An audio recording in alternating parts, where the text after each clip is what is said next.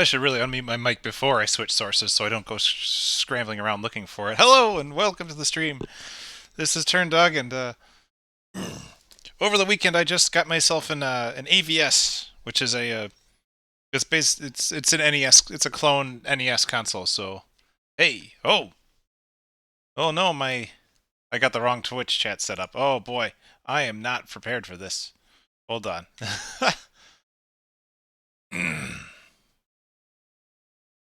That's the one I want.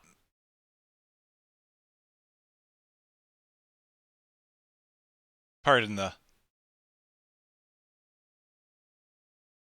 All right, Control V. Oh yeah, definitely a different one. All right, now it should be good. Now we should be good. Okay. So what I was saying, hold on. What I was saying is that I just got myself a new AVS, basically yeah, like I said, a NES clone console that basically it outputs through HDMI at 720p and has pretty solid response time when it comes to TVs and stuff. So I figured, well, how about I show it off by playing a bunch of pinball games for the NES. I mostly wanted to use it as an excuse to play Pinball Quest because it's one of my favorite NES games in general. But I felt that wasn't going to be enough of a time slot, so I'm just going to briefly play all the pinball games that exist on the NES and then do a full playthrough of Pinball Quest, and we'll see where that takes me. It probably will be three, maybe. I'm guessing 3 or 4 hours, but we'll see. Let's turn this AVS on and see what we got. There we go. Okay, it's nice and responsive. All right. Let's start up the cartridge. I have a flash card on me, so don't be all upset that it's not like super real or anything. It makes it easier for me to handle doing this. So there we go. I got myself this handy dandy setup. So these are all the games we're going to be going through today, and I'm just going to go through them in order, but I will end with Pinball Quest. So first up, we got the original pinball game, which was developed by Nintendo. I think it was originally released in '83 in Japan, and then it was a launch title in America in '85. So we're gonna do a quick game of it, see if I do any good on it. Probably not. Nope. You missed me troubleshooting. Look at that, it's pinball. Pin? No, it's not pinball, it's pinball. Pin space ball. Or pin enter ball. Alright. Hold on. Hey. Don't play the demo. Oh. It didn't let me. Here, hold on. I gotta reset. There we go. Okay. Alright. So we got one player and 2 player games, and the game modes A and B, that actually is just the speed of the ball. Should have just called it ball. Yeah, I agree, Pip. Alright. So, I'm just gonna go into game B because game B is faster paced and, in my opinion, the better experience. A is incredibly sluggish, and it feels like you're playing the game in slow motion. And let me know if the audio levels are good. I don't know. I'm always asking that because I'm always paranoid about it. Oh, awesome. NES Pinball has no music, for the most part.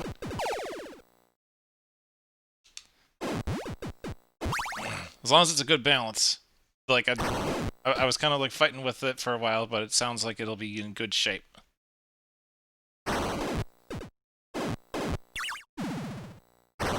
So, for actual, like, objective on NES Pinball, I'm not too familiar with all the things. Okay, shooting that lane does a slot machine type thing? So odd how so many of these pinball video games have, like, gambling-themed elements added to them. Alright, and down here we've got, like, these lanes that reveal cards. And down here we got these eggs. If you manage to hit all 3 eggs... If you manage to get all 3 eggs to just be, like, the chicks, then you get these little stoppers that plug up the outlanes. You know, the most dreaded of... Okay. We'll just stay here for a while. Okay, no, we won't. You know, the most dreaded feature of any game whenever we do the ball streams. Of which there will be one this Friday. Oh, there go the baby chickens.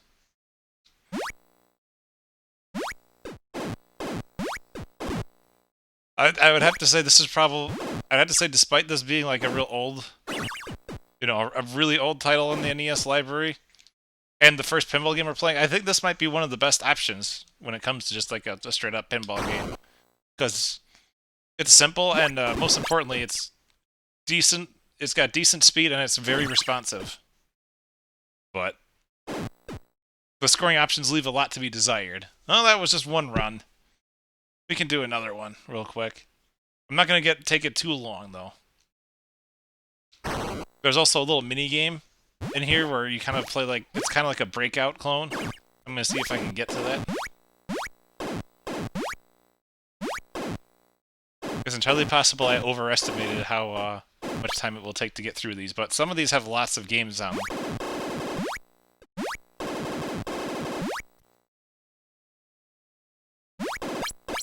Wow, look at that! I almost have all of the cards. There we go. Okay, so this is like a little breakout. No, come on!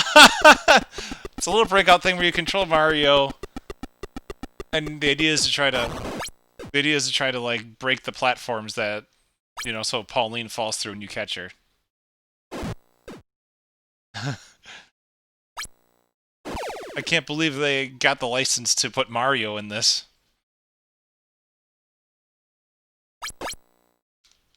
Whoa! So there we go. I got all three of the baby chickens, and now I got little stoppers on the outlanes. Also, there's no nudging whatsoever, so there's no nudge button in this one. Some of the games that I will be playing today have nudge. See, look at that, the nice little stopper, but now it's gone.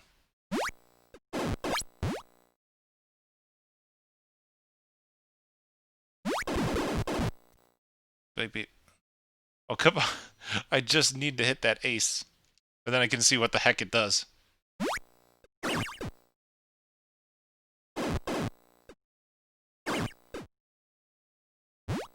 Oh yeah, it's amazing because it's so old, but it actually feels pretty solid. Whoa.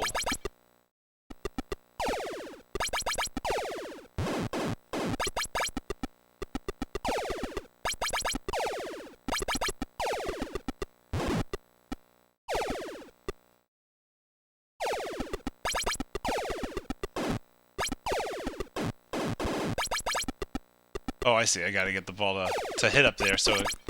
Oh.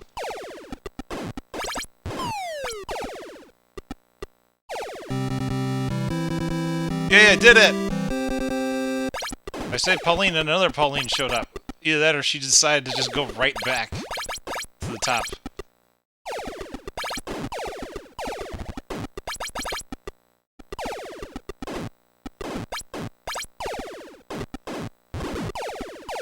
And it's over.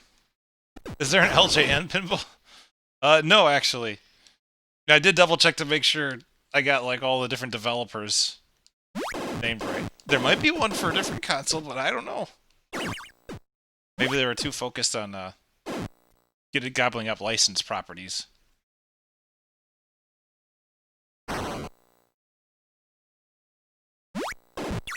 Now, my question is, the ball counter, is that supposed to be the ball you're on, or how many balls left?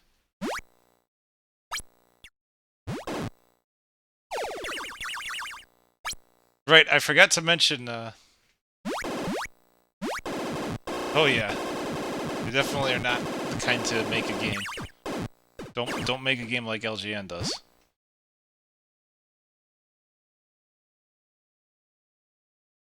Okay, that's how many balls are left. Alright. But as I mentioned before, I forgot to mention, flashing lights warning. Some of these games have considerable amounts of flashing lights, especially the final game, Pinball Quest. There's gonna be a lot of screen-wide flashing in that one. What's going on? Like, is it just throwing me, like, extra balls or something? Because... Where did... I don't...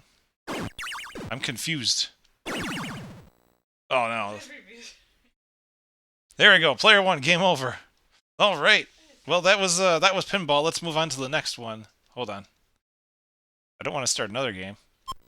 I want to start a new game. Okay. Let's go back. So that was pinball made by Nintendo, and next we got rollerball made by HAL. You know, I wonder if Sakurai made this.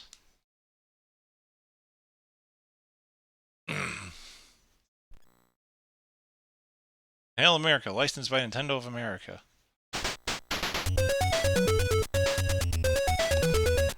Welcome to Rollerball, the super pinball game that will excite and amuse you. Are you ready to be amused?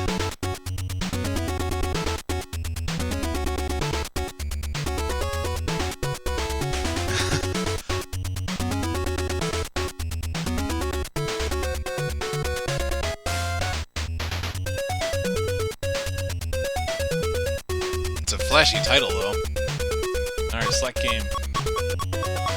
I'm sure match play is just like versus mode of some sort, so we're just gonna do skyscraper and see how we do. We don't speak of the old times. This one's got some pretty good music, though. But it is HAL, so...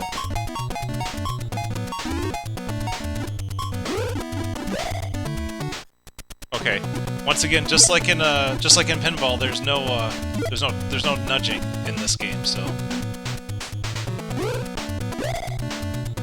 Got a tiny ball, though.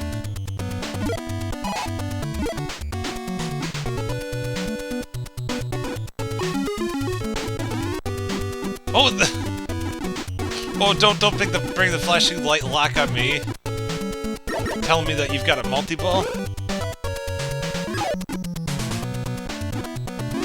Yeah, it feels pretty floaty, but I have to say most of these pinball games I'm going to be playing have a really floaty ball to them. It also helps that it's like really small, so it just... So like, even though it looks like it's moving fast, it does feel floaty because it's so small and it's traveling so far. But, just like with regular pinball, the flippers are very responsive and everything. It's hard for me to, like, say, like, oh, it's accurate and consistent, because, I mean, none of these games have, like, remotely accurate physics at all.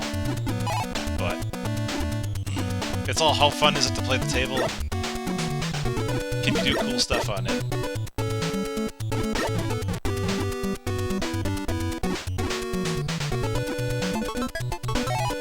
So there's... Oh, no! Okay, there's a spinner on the very bottom part that, like, apparently gives you some sort of, like, mystery or random bonus of some sort.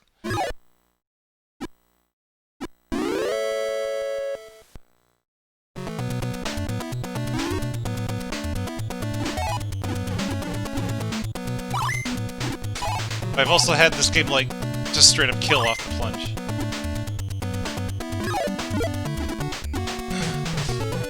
You know, Pev, that reminds me that I remember reading somewhere in interviews that they specifically actually named themselves HAL because they wanted to mark themselves as one step ahead of IBM. Like, that was the whole reasoning for them even naming it, you know, so close to IBM's lettering.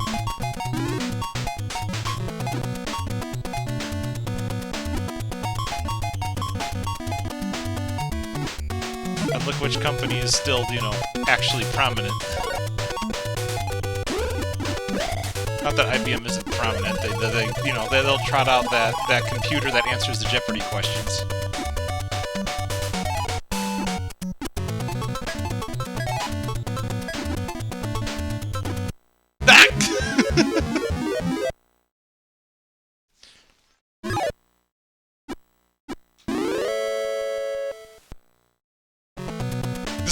This is a really neat game, and I'm sure like you could get a lot out of it if you can at least keep the ball above, because it seems that all the really cool stuff is in the upper playfields, especially the top playfield, but it's really difficult to get up there.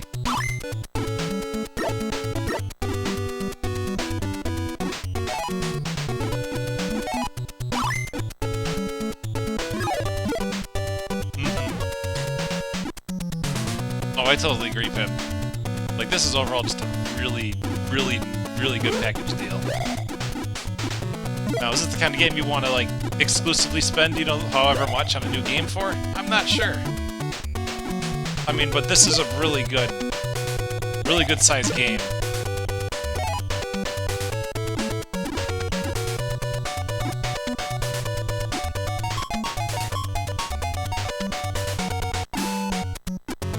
Oh, I want to get back up that hole and get to the top and play field. No, I'm going the wrong way. No!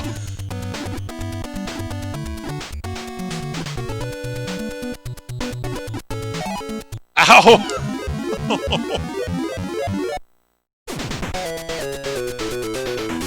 We'll do one more run of this.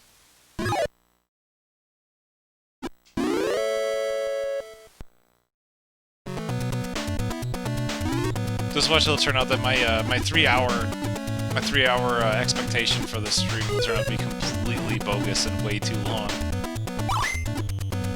But that does depend on the final game.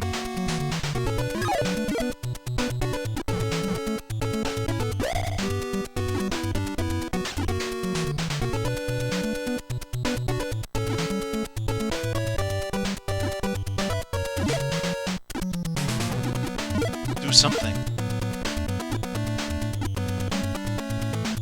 Anything, well, I guess that counts as something.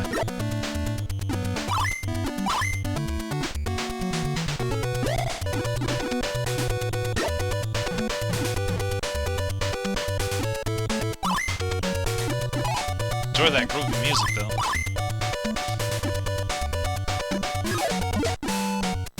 Now, what I'm confused about is, like, how does that specific hole on the top left determine whether it's going up or down? Because earlier I shot it and it went up, and then the other time it went down. Is it just cycling between the two?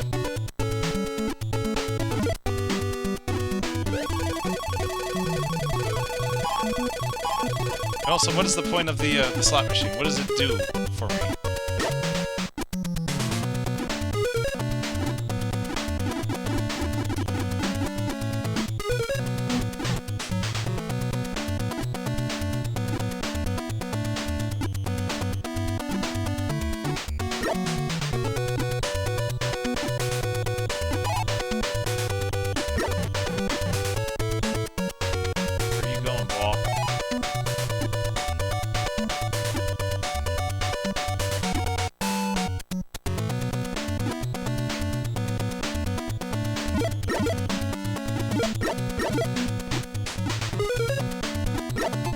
Oh, look at that! I got opened up a right outlane save. Or not right, but a left outlane save. Oh, nice shot!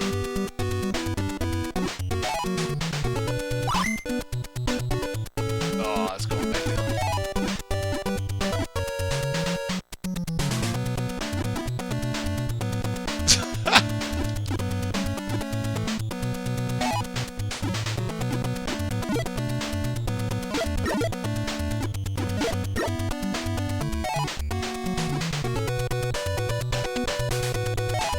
And down it goes.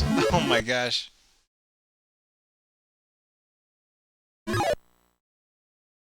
Was that the first ball?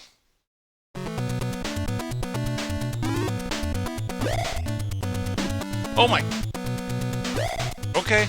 Let's just go in circles.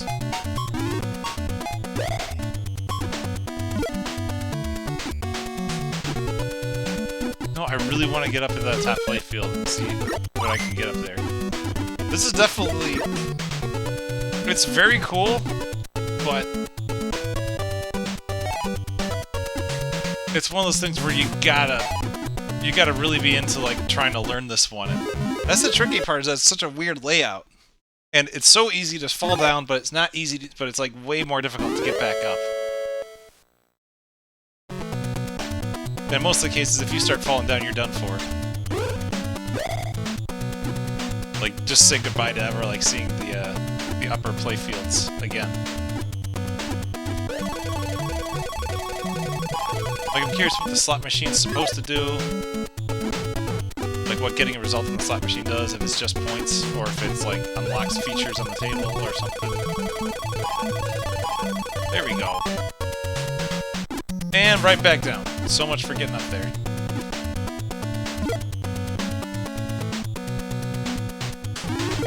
Like, up here, this top... That top playfield looks really cool, but you can never, like, stay up there long enough to actually do anything on it.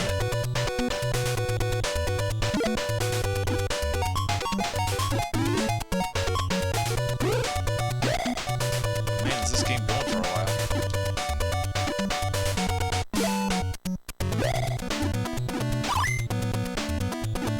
And also, some of the flippers, like, why the heck is that one on the top left there? Like, what does that do? What does that shoot at? Like, I can see where some of them, like the one on top right over here, goes to a hole, but where's the one on the top left in the second playfield go? Yeah, game over. Shucks. There you go. That's rollerball. I think that was pretty solid. I don't know. I still think that the original pinball is a little bit more robust. But that one's got a lot of interesting features if you can figure out how to do it. Alright, next up we've got Super Pinball. Made by, what was it? Was it like Soft Machine or something like that? Either way, this was a, I think it was called Soft Machine, the company that made this one. This was a Japan-only one for the Famicom. Although, it says right there, Coconut/Sea Dream, so... I was looking up wiki entries for this, and you never know. Okay, so it starts out with like a mahjong hand, and I don't even know what it means.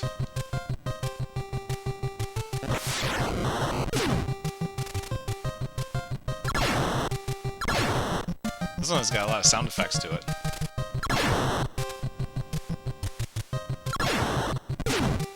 Now, this one, the ball doesn't feel floaty, it feels heavy. Like, right off the bat, the ball just feels like it's really heavy. Oh, there goes that!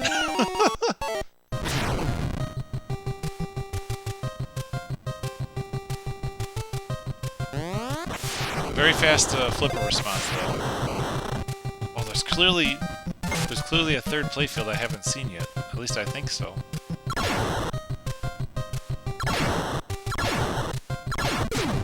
Is there nudging in this? No, no nudging.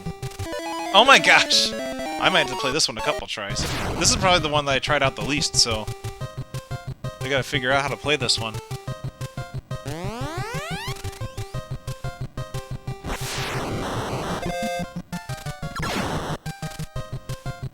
The ball almost feels too heavy. But maybe I'm just used to the other ones. Oh, I can't... I really am just not able to get anything done on this one.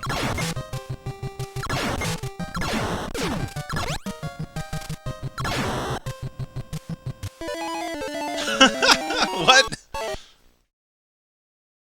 Game over. Oh. Okay.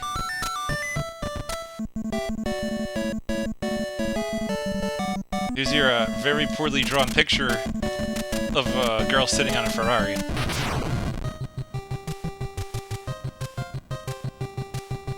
I wonder if Ferrari actually gave the okay to let them use their car.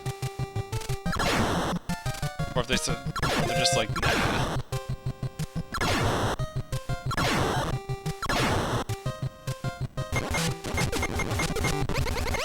Okay, so Spelling Car manages to get me some little cars to serve as little outlane stoppers.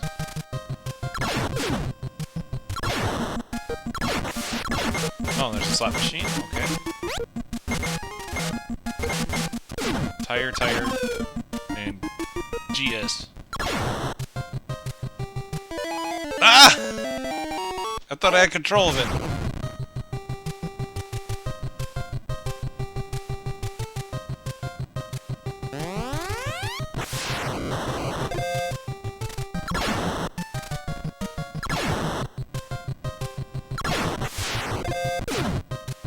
Okay, hit that spinner. Shop, tire shop.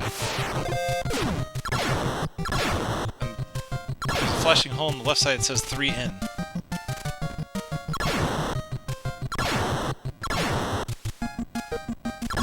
But I cannot... I can never hit that!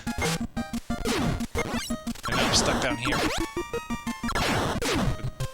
Very little chance of getting back up. There's only one shot that will lead me up. Man, I was complaining about rollerball being difficult to get back up to upper playing fields. This one's, like, darn near impossible. Oh my gosh. Like, how do you get up?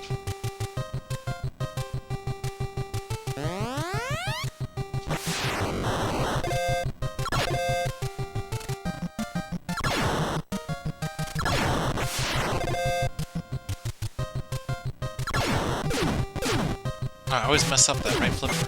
It always costs me because now I can't get out of this playfield.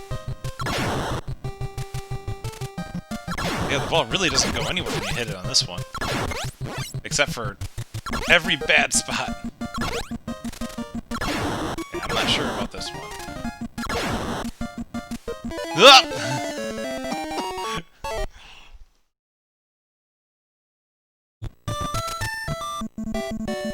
One more try.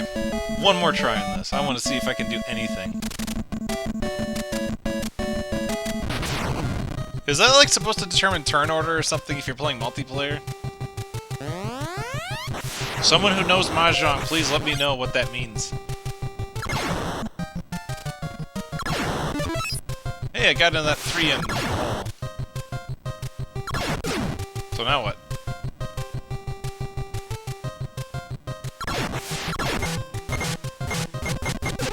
Professional Mahjong players don't know Mahjong.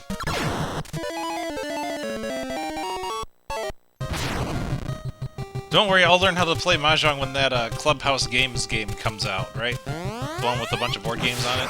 Maybe then I'll learn how to play it.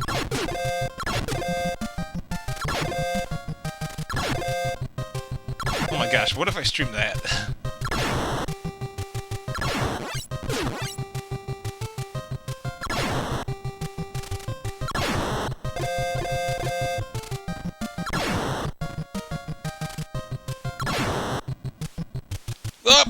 Oh my gosh! Yeah, I don't know about this one. Nah. Spam those flips. Play like the little kid does when they go up to the pinball table. Yeah. See, that's why you don't do that. It doesn't work very well. Unless that's your whole point. Like, are they like trying to make that be like, oh, look at that hot girl in like incredibly unflattering button-up shirt?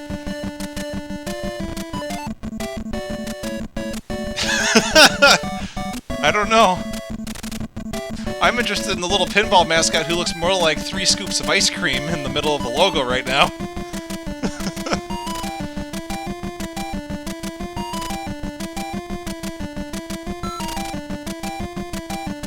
Alright, well, that was Super Pinball. Japan only, and I'm okay if it stayed there. That wasn't... I think so far that was like the least fun. Alright, next up we've got Rockin' Ball, which I will be playing the Japanese version, Family Pinball, because, well, they were both, obviously, you know, Rockin' Ball's just the localization and everything, but the Japanese version was published by Namco, and it actually has a bunch of, like, their stuff, like a whole bunch of Namco themed stuff on it, so I think Family Pinball is a bit more interesting, but I will play one quick session of Rockin' Ball afterwards to show the differences between the main pinball table. So we'll start with Family Pinball and get to it.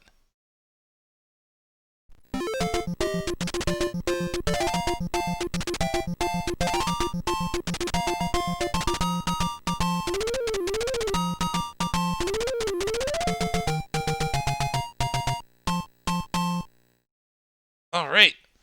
So here are the Pac-Man wearing a silly feathered cap. That's the main pinball game on this. There are actually 4 different games that are pinball themed.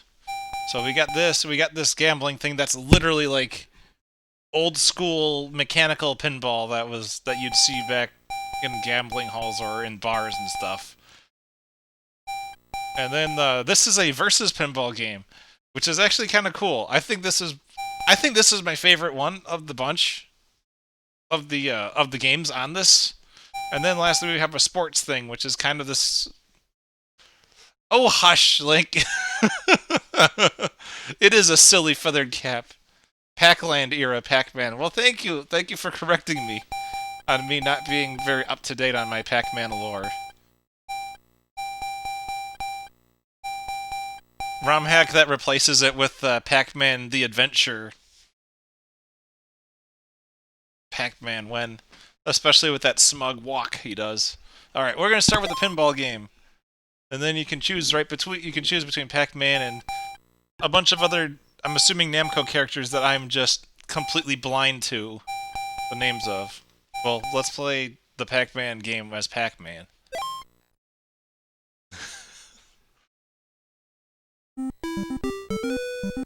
All right. On this one, you actually have to hit the D-pad down on the D-pad to pull the plunger.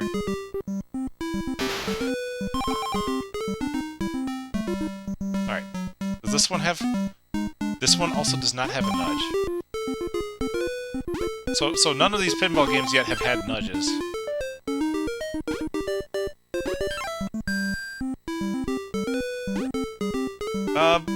I think you only get visual feedback on the plunger on the first plunge, otherwise it doesn't scroll down far. So if you fail to actually get it into the playfield in your first plunge, it'll just apparently doesn't scroll down to see the actual plunger. So right now, yeah, you can see that it's there. So yeah, your visual feedback is the hand pulling it. Anyone that missed it? Oh, really? I mean, of course he'd have regular human hands under it. Or are you talking about he doesn't have, like, actual, like, Pac-Man style, like, Pac-Man yellow colored hands? Just human hands. Okay, I want to get the fruit thing that's behind the targets.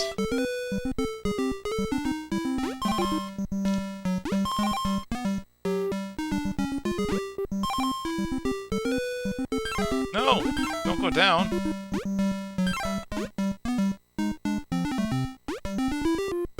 Now how do I get back up?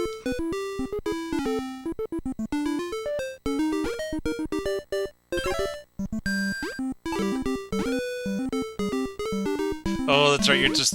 you're referring to the plunger hand. Oh gosh, I'm not even paying attention. Oh, there you go. Well, that was cool. No!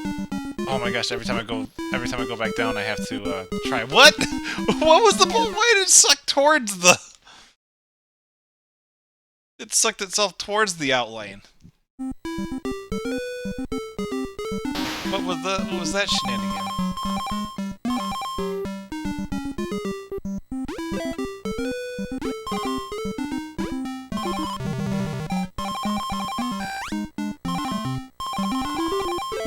Also, I was doing a little bit of research on this, and apparently the family pinball, this pinball table actually has like a bonus mini game in it that's not present in the in Rockin' Ball. Now, I can't test that theory because I don't know what I got to do in order to get there. So I don't know.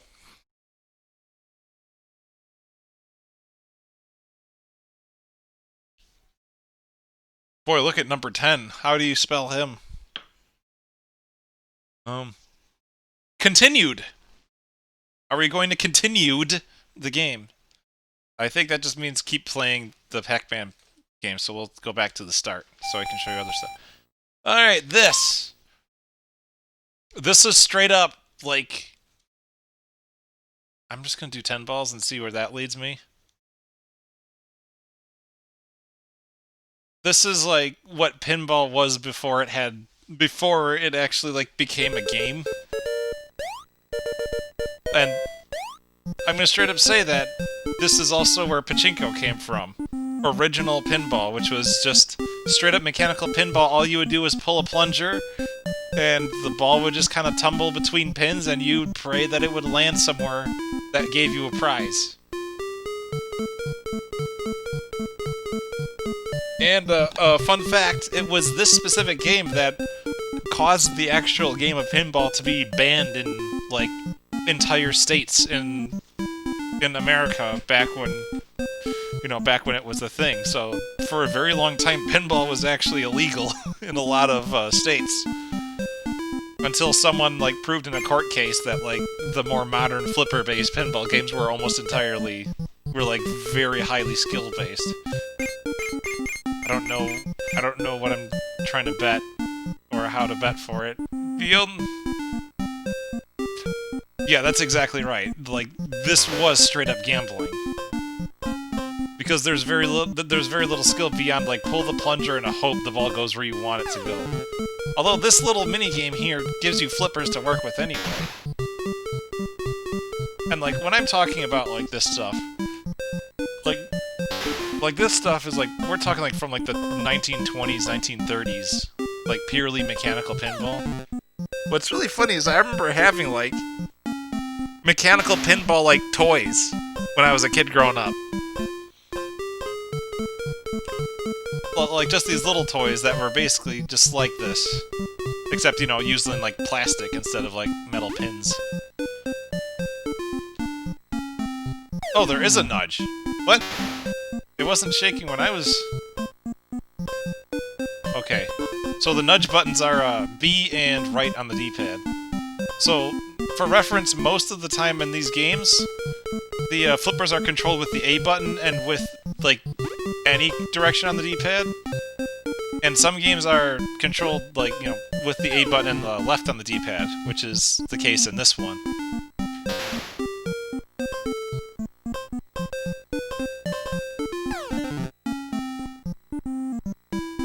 I'm only gonna play, like, one run of this because it seems that it, like, goes through, like, multiple sets of this, and one run of this is plenty fine. But I'm gonna say right off the bat that, I mean, so far, this seems like it would actually be, like, one of those, like, it might actually be, like, worth your money to check out, since it actually has multiple different games and modes.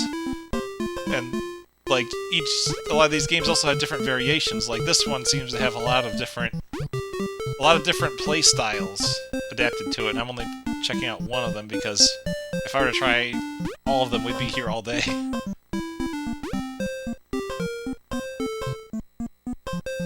Oh, get in a hole. I don't care what hole is. It could be the drain for all that matters.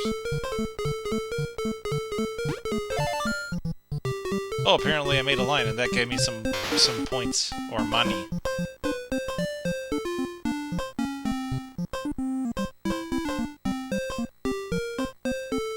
Yeah, no tilt sensor on this thing.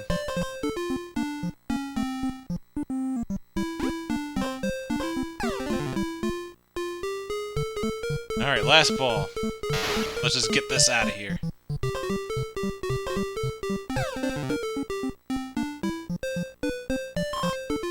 Hey, I won some money because I got 3 in a row.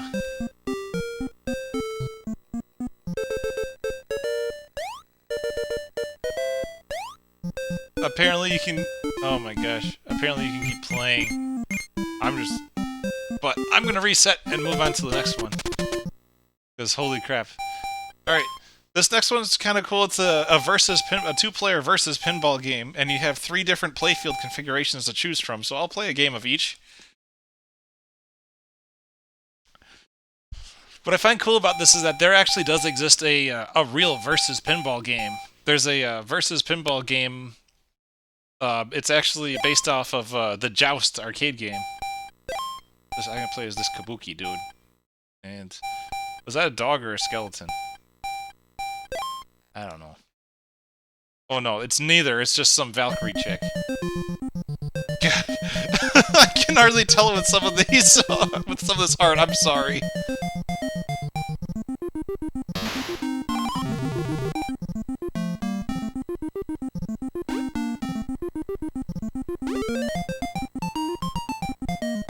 Alright, so one thing to take note of is that you can use up and down on the D-pad to move the flippers. To change the flippers to a different position. Like, different location on the playfield to try to mess with your opponent. So that's kind of wonky. But yeah, this particular game gives me, reminds me of, the Joust pinball table, which I did have, which I was fortunate to actually play once, and it was very fun. Although, I think that Joust one was, like, almost always in multi-ball. And also, whenever a point is scored, the players switch sides, so now I'm the red side on the top.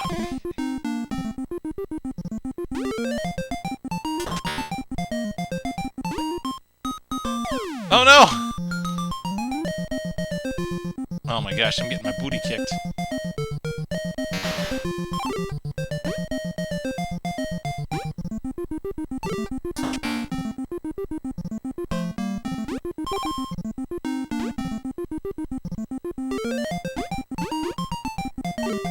Yeah, I'm not entirely sure how much... Wait, what? What? What the heck was that? Oh, I see it. 3-set match, so it's like 3 sets of games. Yeah, I'm just gonna reset to quickly jump to the next one. Or else, once again, like I said before, we'd be here all day. I'm just gonna do a quick Pac-Man versus... But yeah, each one has its own unique configuration. I like the Thunder one, I think, the best.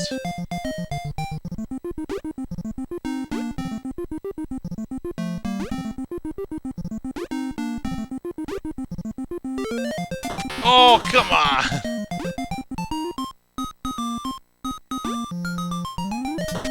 Oh no!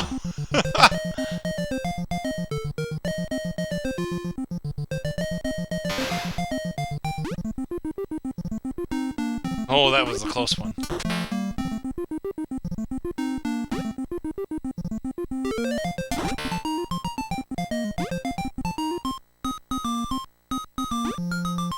Oh no!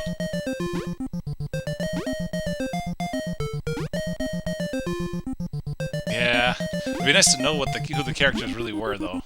I mean, besides Pac-Man.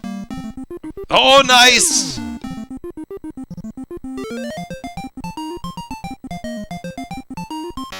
Oh, of course, because I scored the point. It's now his turn to plunge.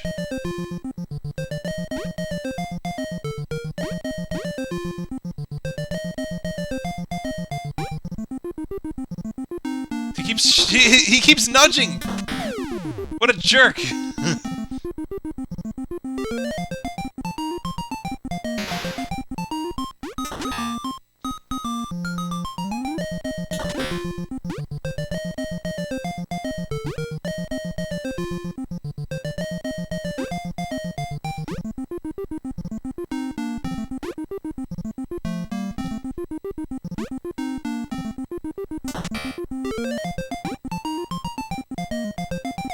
Oh no!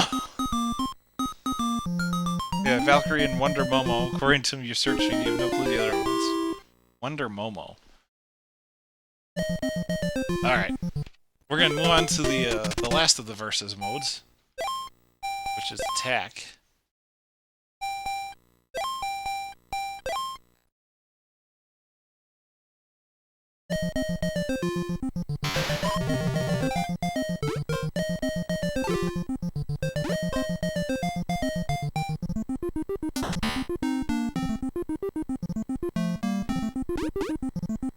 So we got these targets: attack, help, and stop. So I wonder what the deal is. Whoa!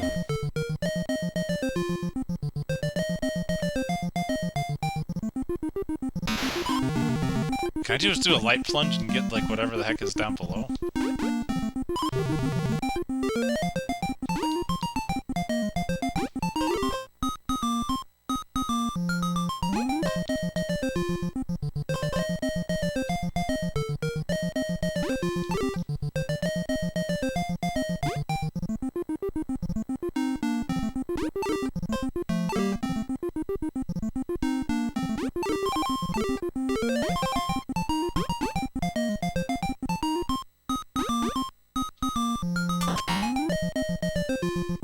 No! Ah, shucks.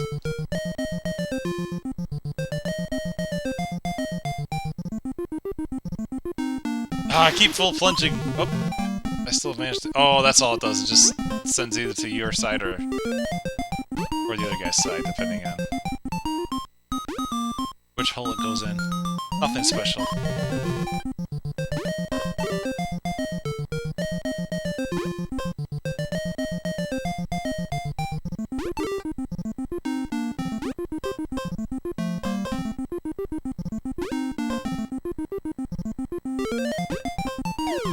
Nice!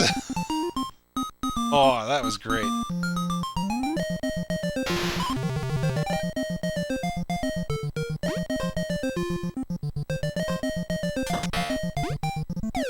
Whoa! Oh, he got me the same way. Damn. Once again, I'm just gonna skip ahead, since I'm not gonna play like an entire 3 sets of this. And then next up, we got sports, which it's hard to describe. It's kind of like, do you guys remember those like mechanical hockey games, like those mechanical arcade hockey games where they weren't really like, they were kind of like foosball, but not really? Like, it's hard for me to describe. Like you didn't like each of the players had like certain slots that you could like swing the character around in and stuff. It wasn't like foosball, but oh, I don't know.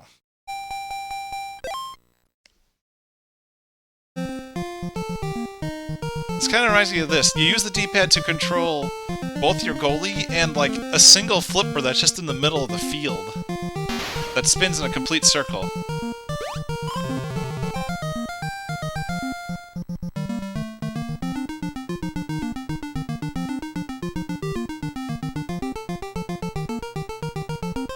Oh, you can use A and B to change the direction of the flipper.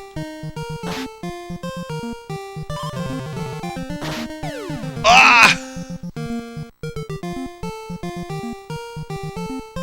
Yeah, yes I am recording them on their own tracks.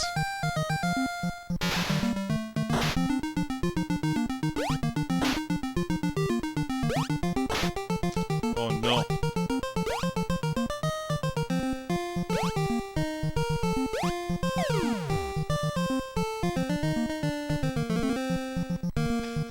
Nine.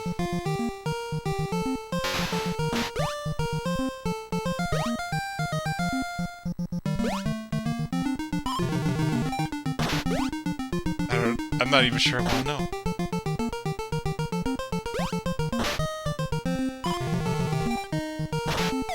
Ah! Oh, he won that one. Alright, and next up, I'm gonna have to see if I can, like, snatch that, or I'll just re-record it myself, just for giggles. If I remember. Alright, so yeah, so the only difference between the soccer and the hockey is just the layout. So the hockey one just... Whoa!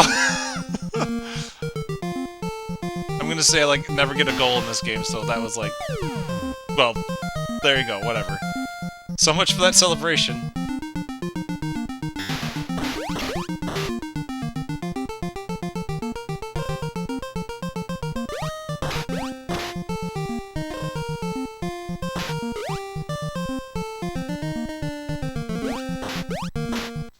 I mean, this is pretty cool because it's kind of like part pinball, part breakout.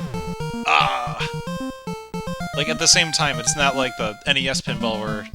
It's not like the regular pinball game that we started with, where it was pinball and then you could play like a breakout style game. This is like kind of like both of them at once.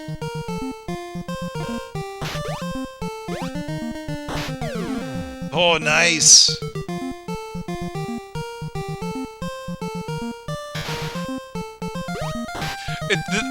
Another good way to describe this is that it's kind of like Breakout meets a bat and pitch arcade game.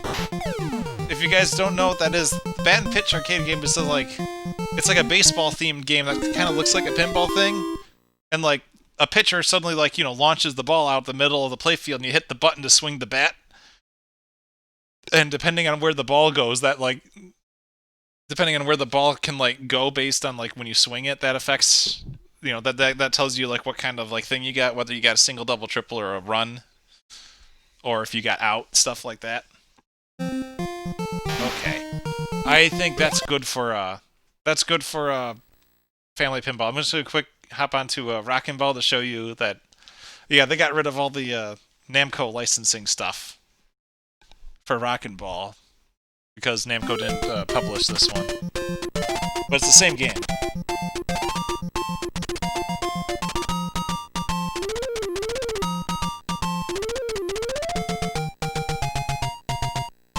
But they just made it into like a generic rock and roll themed game. So it still has like the gambling game, the sports game, and the versus game, which I believe are essentially untouched. But the pinball one is just changed to rock and roll theme, and as you can see, they just made up generic characters. You got Tom, Billy, John, which almost looks like it says Vaughn. Almost looks like it says Vaughn or something.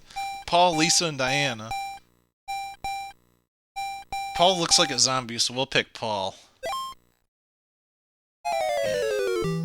And I think they also changed the music for this. Oh my gosh, cheeseburger! Or is that just a regular hamburger? Heck, the actual like layout of this table is slightly different.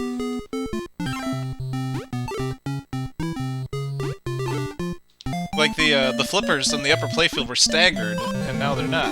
And that little hole is there, much easier to reach. I don't know. I kind of like the Pac-Man one a little bit better.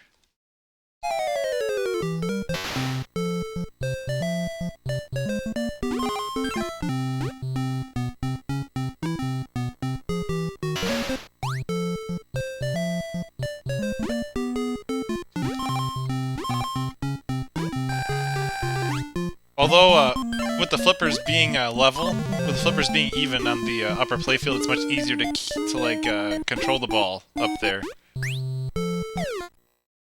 So that is different.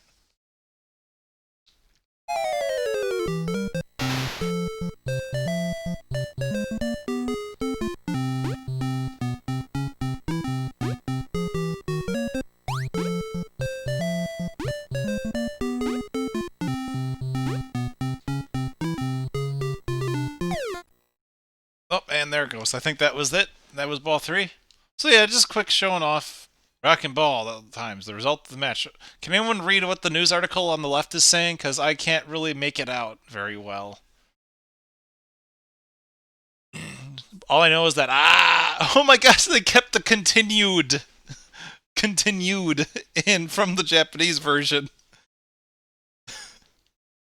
That's beautiful. VAP game. Alright. Now, we're going to move on to what I think is...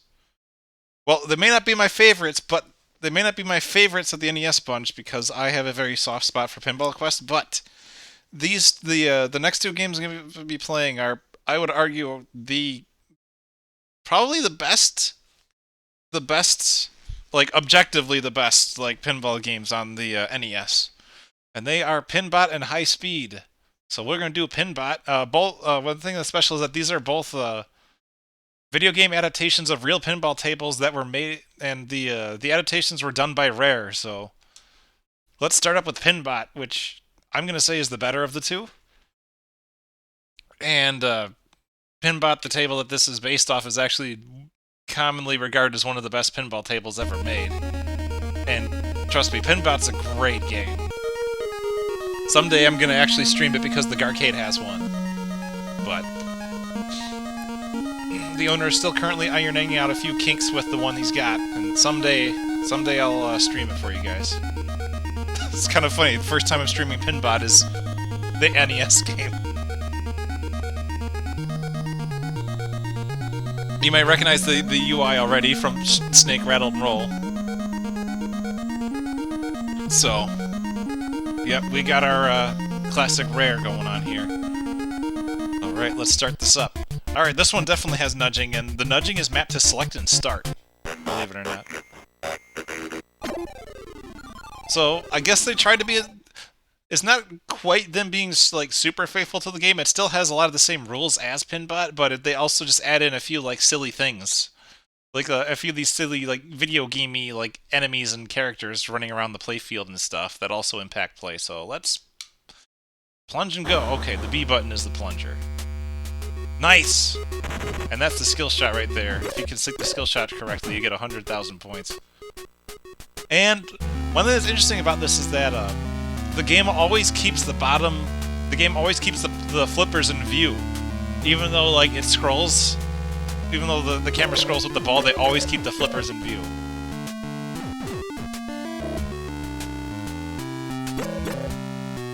So on Pinbot, one of the main things you want to do is that you want to hit the line of stand-up targets that are in front of the visor, that are straight ahead of you. There's also another line of stand-up targets on the right side. What they will do is they will fill in squares on that grid in the middle. And once you fill in all the squares on the grid, it opens up the visor, and you can lock the balls for multi-ball.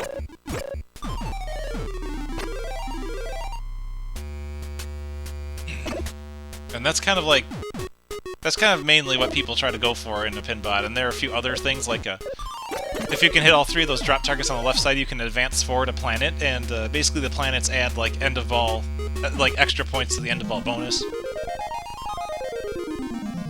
And shooting the ball up the ramp increases the solar value, which is your multi-ball jackpot. And that's just that shot just scores you successive bonuses.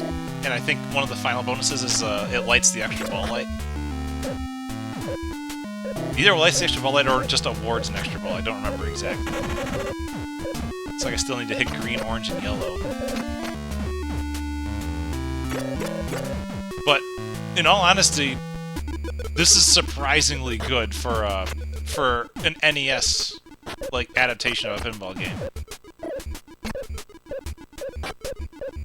Like of a real one. Alright. You even tried to do the voice clips and everything. Alright, so now the visor is open and now I can shoot the balls. I can shoot the visor to lock the balls. Alright, so I got one of the balls locked. I got the worst skill shot. Get some nudging, so if I can shoot... Now I got multi-ball.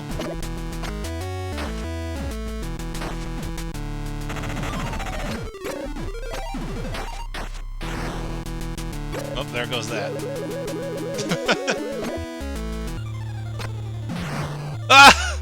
It's also cool because this is one of the few like NES pinball games that actually has multi-ball in it. Yep, there's some other familiar sound effects if you've played a Rare game on the NES.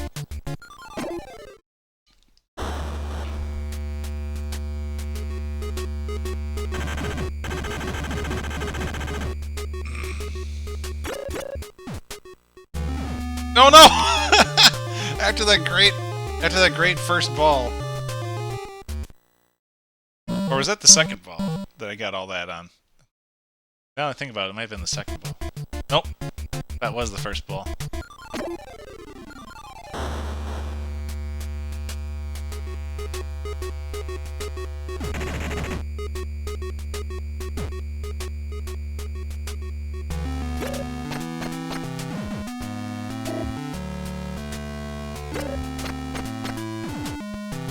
Okay, one of these days I'm definitely going to play the real Pinbot on an official ball stream.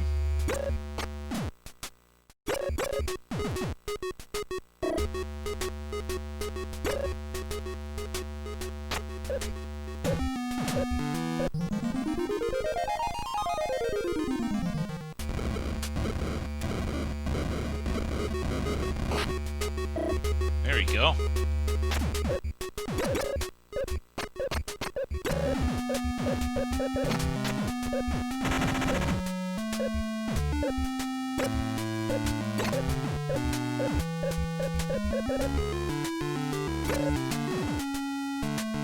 I want to hit all the targets to get the visor up. Look at the way the ball just decided to just slink its way over into the in lane. Almost at opening the visor.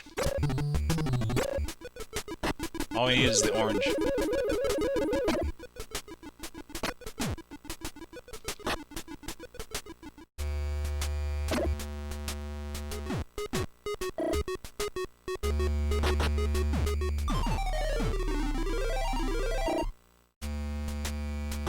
And if I remember correctly, if you advance the planets far enough, you actually can light the extra ball light, and you can also eventually get awarded the special. Which is, the special is always an odd thing in pinball because it's not like it has much tournament value, because most games, all the special does is give you a free credit.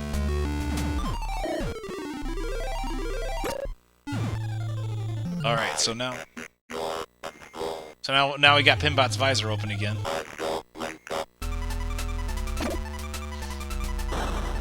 So now we just gotta get the other one. We just gotta get the other socket. My question is, can we actually pull that off?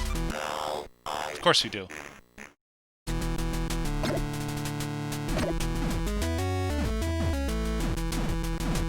So in order to get the jackpot, we have to shoot one of the balls back into the eye socket, and then we have to shoot the other ball up the ramp. And it's time, and there's a time limit to that. Ah! Oh my gosh! Yeah, there's a time limit from when you get the first ball into the eye socket. So once you get one ball into the eye socket, there's like, I don't remember, like maybe like a 10 or 20 second, I think maybe 20-second time limit to shoot up the left ramp before the lock ball gets kicked back out.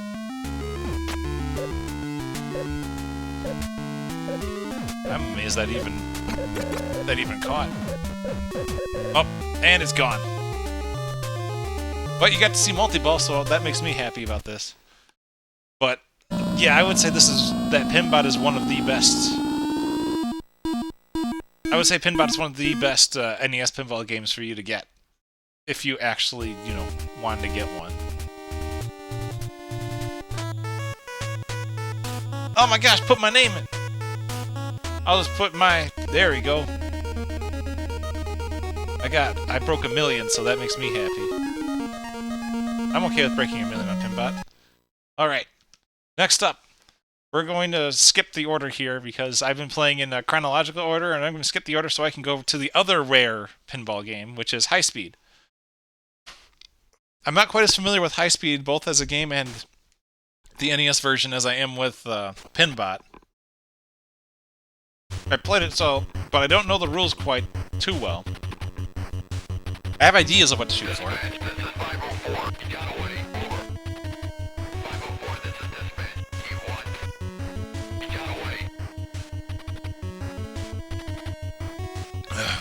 Well, they're trying. They're trying to get voice lines in the on the NES.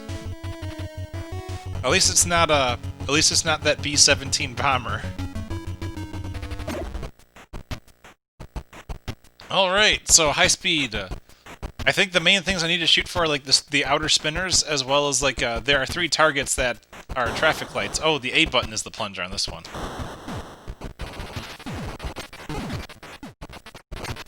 This also looks a lot uglier than the Pinbot one, but in the Pinbot one they really saturated. They really put a lot of color saturation in there, and this one's a lot of just gray. And this one has even more like video game gimmicks added to it than Pinbot did as well.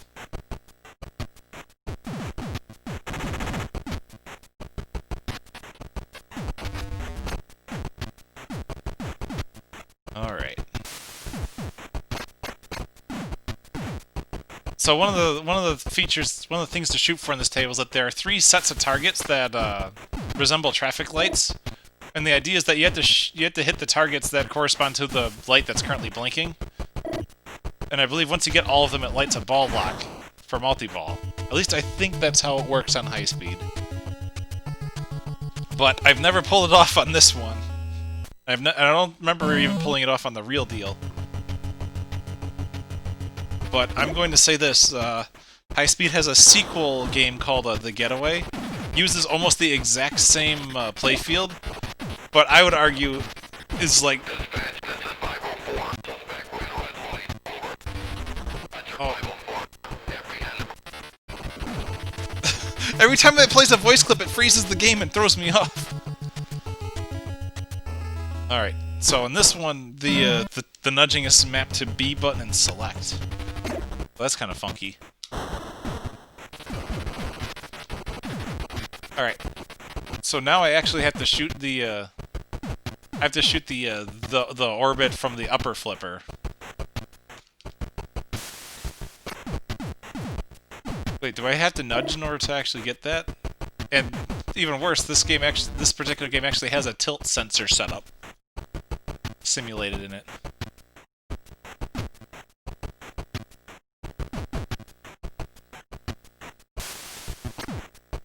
That is silly.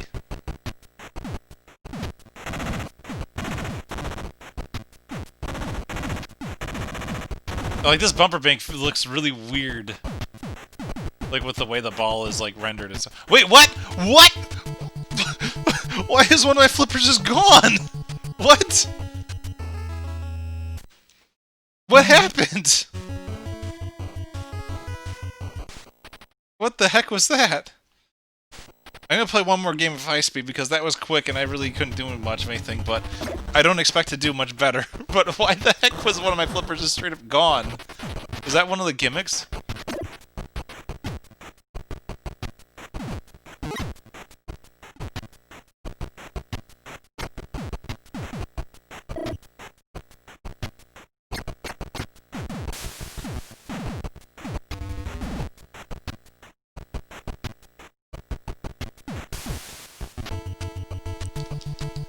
Blah.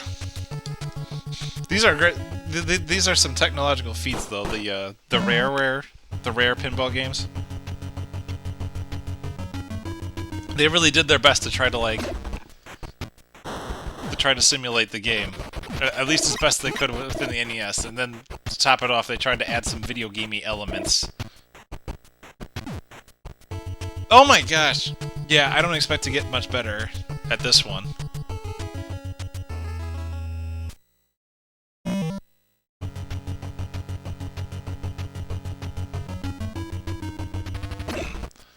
And then after this, we'll be doing basically the game I was intending to devote this whole stream to, but I felt that there wasn't. I felt that didn't, you know, that wasn't enough time.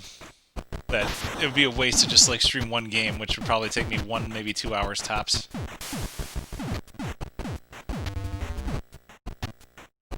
What? Ah. Yeah, I got nowhere on High Speed. My first game was a lot better. Alright! Well, I guess we should move on to the game in question. The main draw here. Nope. Let's reset. Alright, so the game I really wanted to stream today was Pinball Quest, which I have to admit is actually one of my favorite NES games in general. It was made by Jaleco. However you pronounce this darn name. I feel like they got attributed to a lot of shovelware, but I don't know. I got a real big soft spot for this game, and we're gonna play through it. Here we go.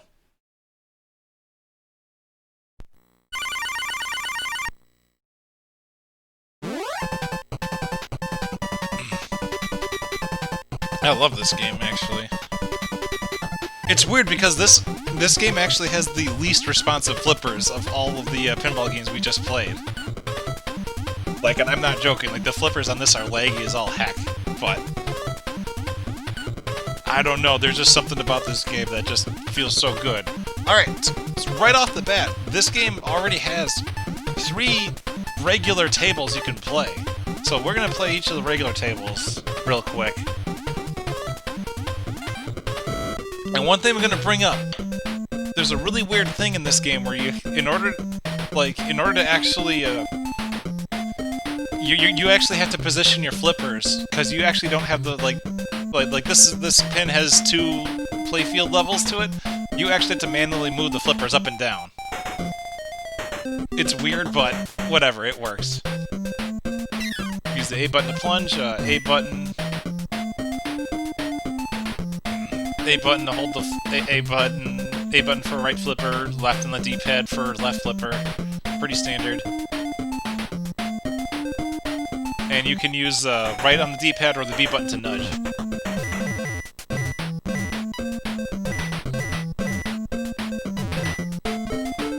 Oh no! I'm not paying attention.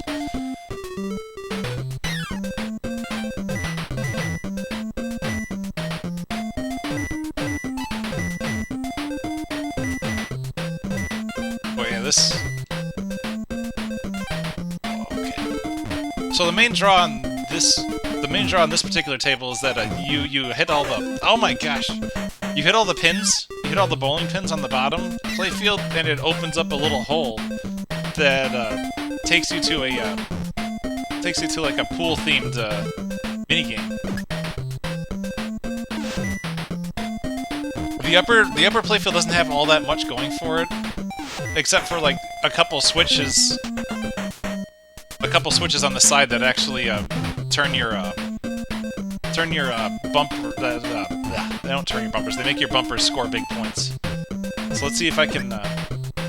Well, once I get back down to the lower playfield, let's see if I can get to the pool minigame. There we go. Alright, so now this little pool minigame on the left side starts up, and then you've got 5 shots to try to sink all the red balls without sinking your own ball. If you sink your own ball, you lose automatically.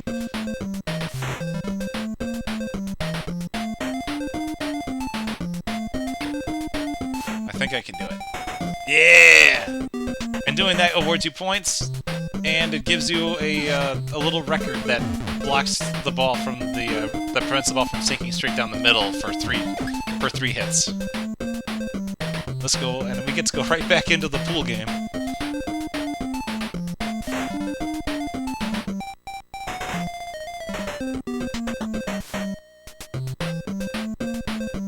Oh, this is gonna sink my ball. Just watch. Oh no! It did not. Nice!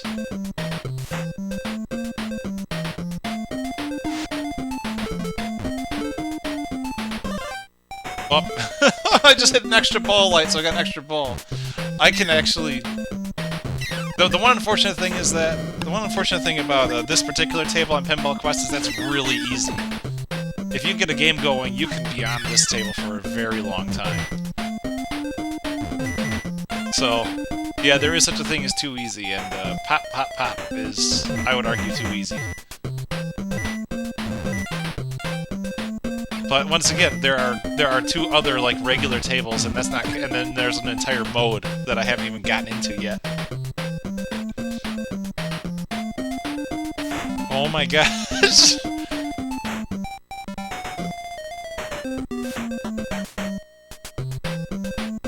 I'm not gonna get this last ball.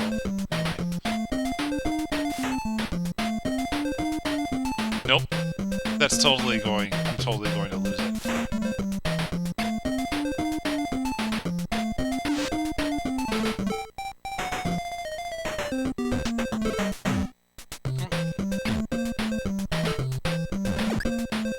So Tim, I gotta ask, since you brought up like the games I was missing, have you played all of these, or most of them, or much, or what have you?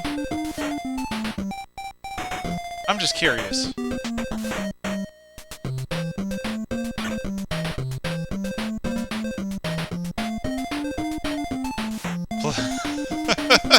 Yeah, that's fair. To be fair, a lot of these... Oh my gosh, is that a second extra ball? I should just kill my game right now. Or else I'm just gonna be playing pop, pop, pop. The entire time. Yeah, I think I'm gonna willfully just kill my game. Let's just... I wanted to auto-drain my stuff just to see how much I've actually picked up.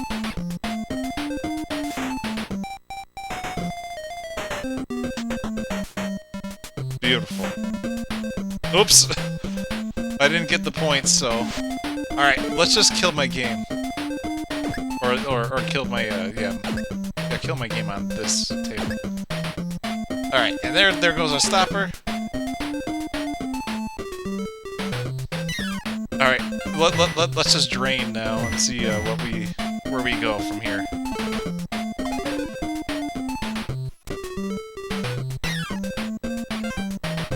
Wow, ball one, is that just... Oh, that was an extra ball. That was just some sort of bonus thing. Either way, that was Pop, Pop, Pop. Let's move on to Viva Golf, which I would argue is the hardest of these three tables. Now, this one has 3 flippers on it, and you don't actually have to do moving. You don't have to use up and down to move the flippers. But on the flip side, this one's brutal and kills you very fast if you don't make the right shots. Now, on the right side, you see the pond. You can actually sink into the pond, but the hole beneath the pond, if you shoot that, it makes that little head between the flippers like solid and becomes like a permanent center stopper, and then you get little holes that block the out lanes. But those eventually get taken away from you every time you hit the water hazard.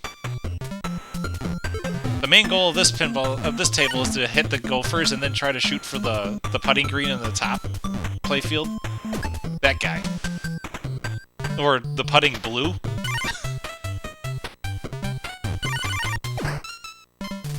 I still... stop hitting that. I'm still missing one of the gophers.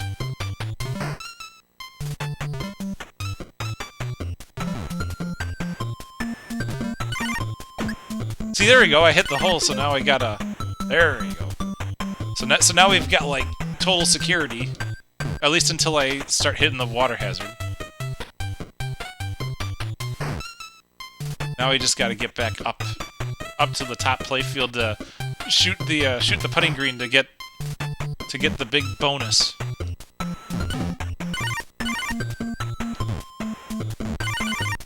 There we go.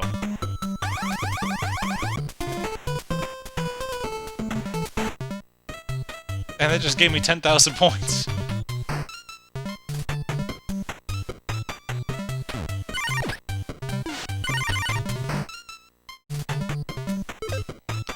That honestly looked like, you know, the oh, that'll kill your ball if you just hold the flippers open like that.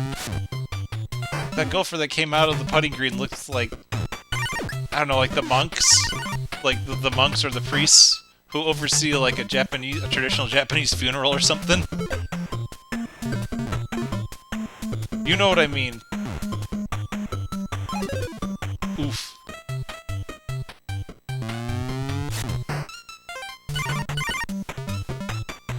That plunge sound on this with the little golfer, it always sounds like a sneeze instead of them actually swinging a club. Oh yeah, you can get the ball stuck in this kind of loop. Although the physics do prevent it from being endless. Oh! Well, I was able to show you the one cool thing on that table before I just lost everything, and now let's do Circus. This one's kind of cool because it has its own mini game, but I doubt I'll actually be able to show you. We'll see. This one has a lot of stuff to shoot for, and I would argue is probably the best of the 3 tables in Pinball Quest feature-wise, because it has all sorts of different unique things to go for. Like up top, you've got the you have the lanes up there, and they produce additional special scoring. You got the slot machine down below that awards you different features and functions and stuff. And hitting these drop targets causes like a high value drop target to spawn, or it raises a high value drop target. So there's kind of neat stuff. There's a little center post there that sometimes will save your ball and most of the time won't. You know, like a real game. And one thing that's really nice about Pinball Quest is that all these main tables here, they actually have like reliable means of getting back to the upper playfield without, you know, getting completely screwed. Okay, I have to admit I haven't really fallen into the plunger lane like that in a long time. Oh, and down we go.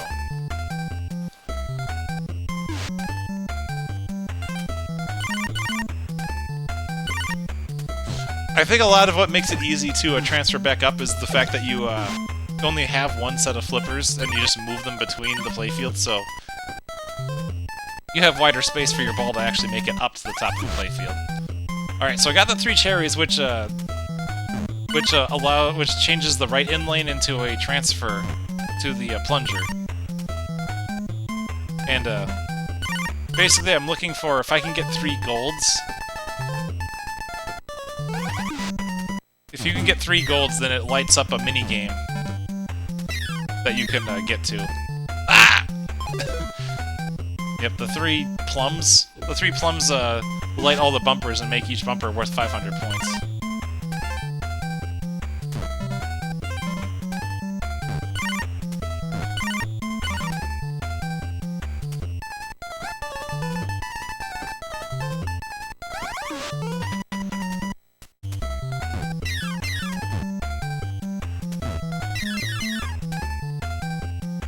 Pew pew pew.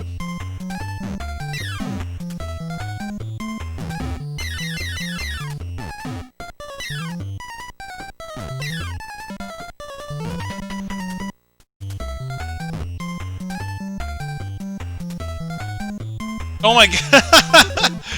That would have been fine if I wasn't jerking my controller around. Alright! Alright, so let's get to the mode that I was all excited to actually stream this for. Now that we're an hour and a half into the stream, let's get to RPG mode, which is the meat and potatoes of Pinball Quest. As decent as those 3 tables I just played on were, the RPG mode is where this game, in my opinion, shines. And I almost feel like this game was partly an inspiration for Sonic Spinball, but I don't have any evidence or facts to back that up. But let's fire this up. Starts out with a cutscene of some bad dudes breaking into a kingdom, and apparently the king's a pinball, but the princess or whatever is, or the queen or princess is a human, but everyone else is a pinball. And now you play as Pinball Man on his way to save the princess. Alright. So, prior to starting the stream, I asked a very important question, and I hope to get an answer now. In this game, there is a store. There's a shop with which you can buy items that will help you on your quest. It is possible to attempt to steal from the shop. However, if I attempt to steal and then, like, fail to steal something and then just give up and go back to trying to buy stuff legitimately, it's going to take extremely long to get through this game. So my question is, for the viewers, should I just aim to purchase everything legit? Or should I aim to steal, or should I just always attempt to steal?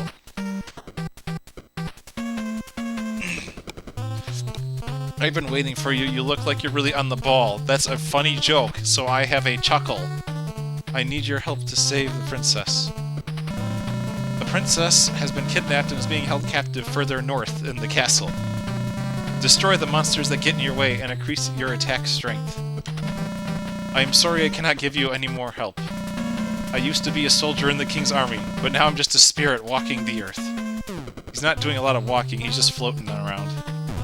Alright, so basically what you have to do in that first part, you have to hit the far left gravestone, which frees the spirit, and then you talk to the spirit, and that allows you to break the barrier that leads to the upper playfield.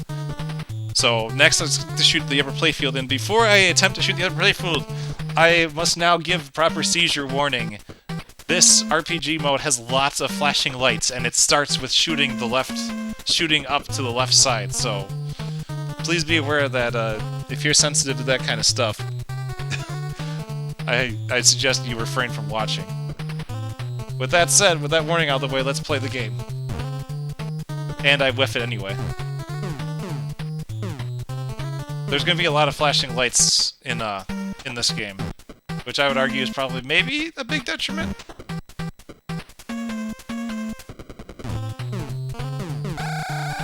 There you go. Alright, so a very important thing, on the bottom left side of the screen is... The bottom left side of the screen is a meter that says AT. That's your attack strength. It doubles as both the strength of your shots and your HP. So whenever you defeat an enemy, it increases by a half of a point. Which I believe every half point doubles your current attack strength. if I recall correctly. At least. And then right above it is a number with like a little icon. That indicates how much health the current stage boss has. Because there's no active boss on screen right now, because there's no active boss on the table right now, the health is 0, but it will become a number once a boss spawns. So first I gotta take out these 3 skeletons. Alright, one of them's down, and now you see my attack power is at half a point, so now I'm a little bit stronger. And now I got 2 skeletons down, I got 1 full point of attack power. So now, yeah. And now we've got the boss out. Unfortunately, the first boss does not actually do any attacks. He just kind of wanders around and lets his head fly off and float around a whole bunch, but he doesn't actually do any, like, real attacks.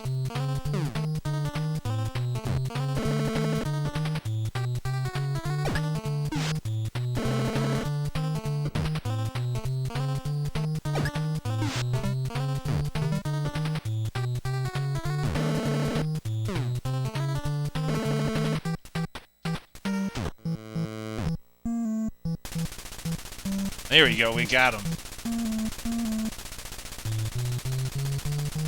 Then once he finishes disintegrating, a key spawns, and once you collect the key, you get to enter the castle. And move on.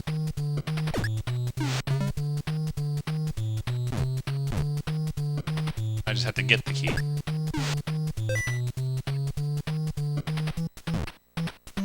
And then, yeah, once the door opens, I just my ball just automatically heads towards it. So between every table, between every level, there's a store. All right, so yeah, you straight up have the option to buy stuff or to steal stuff. So I'm going to show you the merch you have available to you. You got stoppers. All right, single stopper. It's a single stopper blocks an outlane, but it goes away after the ball hits it once. A floor stopper blocks an outlane of your choosing, and that stopper stays in place for the duration of that table. A permanent stopper puts stoppers on both outlanes, and you keep the item throughout the entire duration of the game. So a permanent stopper is practically a must-have. And that's why it's so expensive. The center stopper, you know, as it sounds, it blocks the space between the flippers, but it's a single-use item that only applies to the floor you're on, so to the stage you're on. So once you leave that stage, that center stopper goes away and you have to get a new one. So that's that. And then you also have flippers that you can purchase, and that are even more expensive. The strong flippers are twice as powerful as the regular flippers, and the devil flippers are twice as strong as the strong flippers. But the devil flippers have a drawback in that they occasionally fail to function when you attempt to swing with them. So once again, usually I aim for the strong flippers, because the devil flippers, you know, while they do have that failure to fire thing, they still kind of trivialize the game because you can really wipe out. So how does stealing work? Stealing, you have I don't know what the deciding factor. You just click steal, and you have a random chance of stealing anywhere from 1 to 4 random items. And if you fail, you lose half your money. So the thing is, you will fail very often, but hey, if you manage to successfully steal, you could get some really good items really fast. But, you know, on the flip side, you could just keep, you know, spending like an hour stealing to get something you want. But the fact remains that if you fail to steal, you'll lose half your money. So I argue, either I'm going to exclusively focus on purchasing everything, or I'm going to exclusively focus on stealing everything until I get like new stoppers and new flippers. So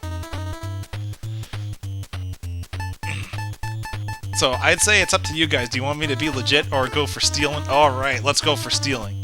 He's gonna try to sick his dogs on me if I steal, but we'll see if I can get away.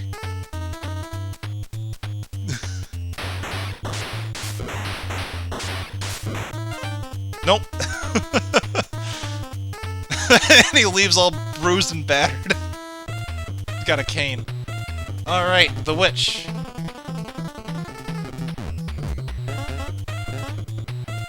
Alright, so this is the first boss that actually attacks you. Every now and then when you hit her, she will start casting a magic spell. If that magic spell hits your flippers, it will cut your attack power down. And if you get hit by an attack when your flippers... If your flippers get hit by an attack when your attack power is at 0, then it actually kills your ball. And straight up drains you back down to the previous level. There's no... There are no, like... there are no credits or anything, or balls. It's just the one ball, and whenever you lose on a level, you just get sent back down to the previous table. Now, you'll notice that everything turned blue. All the enemies turned blue. That's because I destroyed the cauldron on the right side. Occasionally, when you attack the witch, she will retreat to the cauldron, and every time she does that, it restores her HP to full. So, if I can actually successfully keep the ball in play, I can actually... I can probably kill the witch on this run. And killing her cats is currently really jacking my attack power up too. Oh! If I can get back up topside, I can finish her off. But I don't know if I can.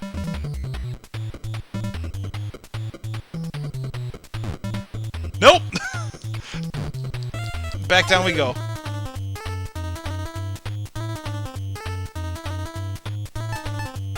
I will just continue attempting to steal if you guys are, if that's what you guys want.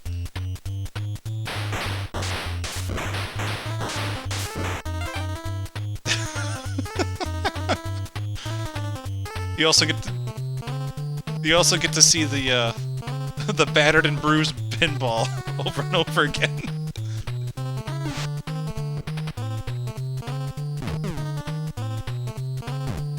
Alright, so I don't necessarily need to treat the spirit again. So the spirit's always freed from now on. I just need to get back up topside. Uh-oh, you didn't complete your quest. Do you want to try again? The one thing that sucks about freeing the spirit is that he actually makes the game over text longer. Because if you sink at the bottom here before freeing the spirit, it only reads out, "Do you want to try again?"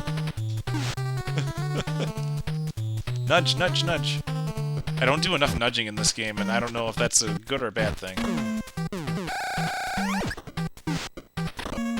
So I don't need to kill the big skeleton guy right now, because the key to the castle is already there. But if I were playing for money, I would totally aim for the skeletons. Yeah. Yeah, the physics are really, yeah, real whack is the perfect way to describe it. The one thing that I think is good is that they're as weird as they are consistent. Steal this crap. And I really do feel like that Sonic Spinball got some inspiration from this because, you know, of the boss fight mechanic and stuff. Nope. Now the thing is, the RPG mode is actually not very long. It's just that no matter what, you're going to be doing a lot of grinding, either through attempting to steal or from trying to get enough money to afford the more useful items. Or you're going to be doing a lot of like passing and failing. Yeah. I just moved the flippers down to dodge the spell. Source engine game based pinball game where the ball clips the flippers and the field. New Gary's mode.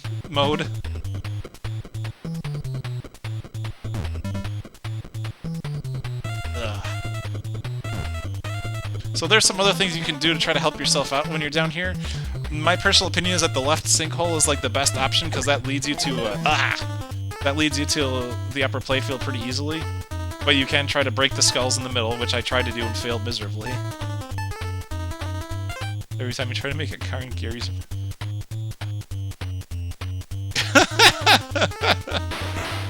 Of course that would. Hey, look at that! I got a center stopper and strong flippers.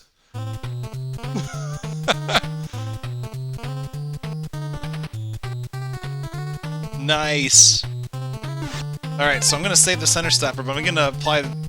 You can use the select button to go into your inventory, and it also allows you to see how much money you have. And the money is basically your points.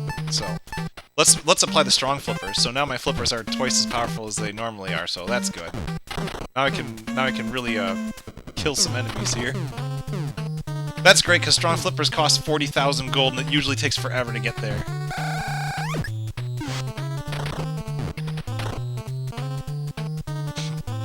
Let's see how long it takes to kill this guy. This guy has 18 health. How much does one hit do? Oh, I won't know, because I ate the key instead. Alright, question. I got the strong flippers. Should I continue stealing to try to get the permanent stoppers?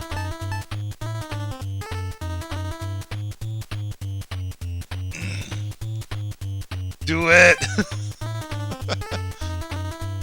Oh man, that was some really good luck. Just watch, I'll get the devil flippers or something. I'm just so glad I was able to steal the strong flippers so early. That saves a lot of time.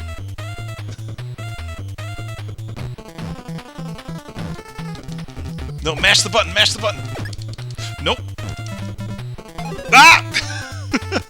I'm going to keep stealing from the store to try to get permanent stoppers, and once that comes, I won't really need to steal.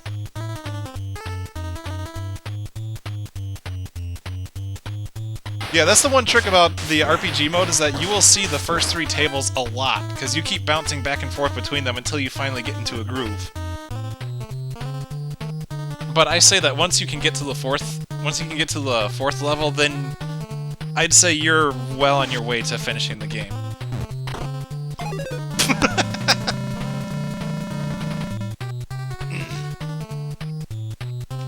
It's just that the witch level is kind of a tough start with that lower playfield.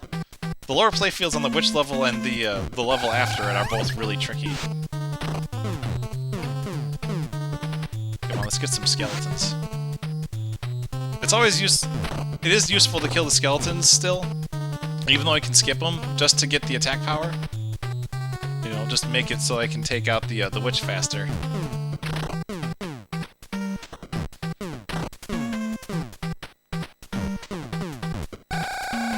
Nice.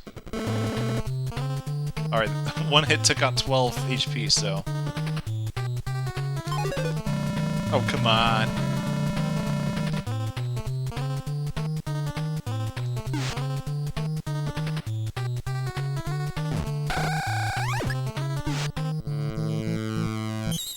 Nice. Alright, now I can just grab the key and get out of here.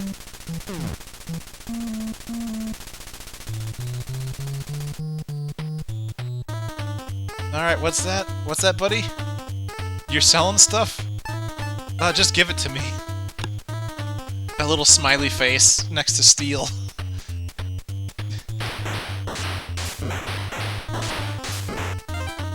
Nope, nothing.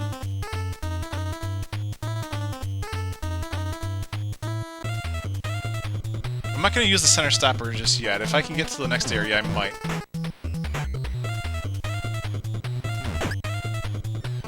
Oh! And a two-shotter. She's done.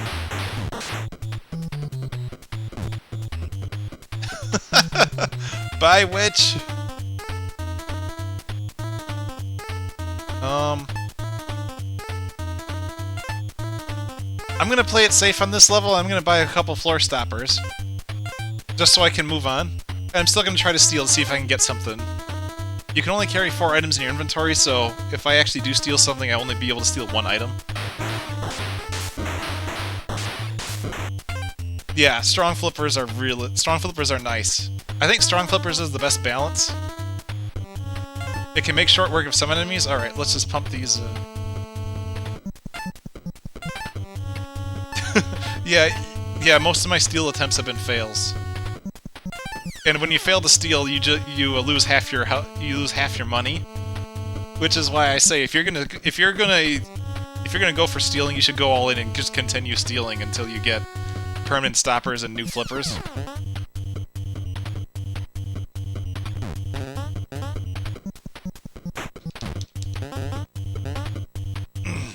So because if you like, if you want to try to legitimately buy stuff like while you're also stealing, you're not going to have very much money to work with in general, since you're losing half of it on every steal attempt. So these guys, these little purple dudes, if you hit them wrong, I think if you hit them from the the music in this one is that really is the music. That is legit how the music's supposed to sound. It does, like, it is really poppy.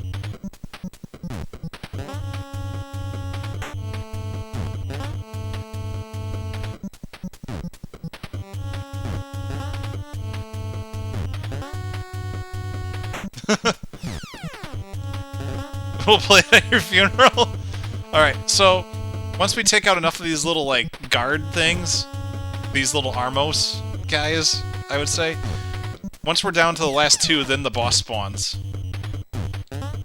There we go. Alright, he's got 50 HP. And he's got a chance of countering your attack if you hit him. So, alright, we got a hit in. Looks like he'll go down in 3 hits, since he had one hit from maxed out strong flippers does 24 damage. So if we're lucky, we won't see him counterattack.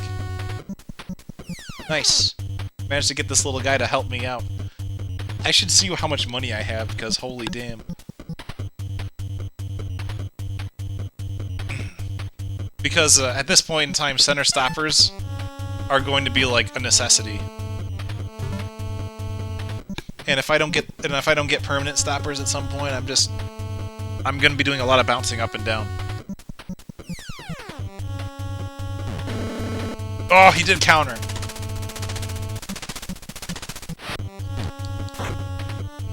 Ah, and his attack did 1.5 points to my attack. No!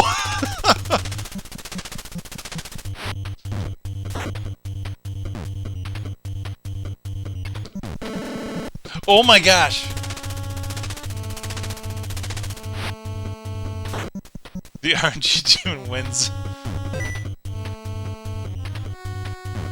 So if you don't hit these purple guys right, you can actually kill them, like, by accident.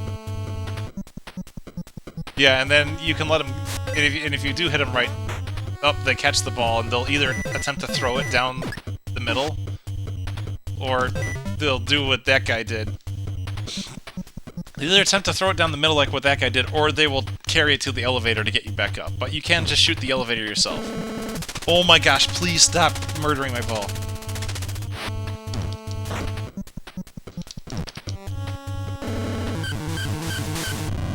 Oh, thank God. Got him. I've been trying to figure out patterns, but I really do think it's just RNG for these boss, for whether or not these bosses attack you. Alright, well I can afford a center stopper, so I'm gonna buy that right away. And I'm gonna try to steal... I'm still trying to roll to steal some permanent stoppers.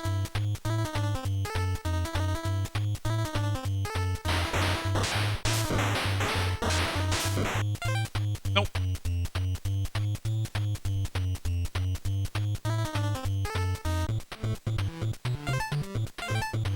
Alright.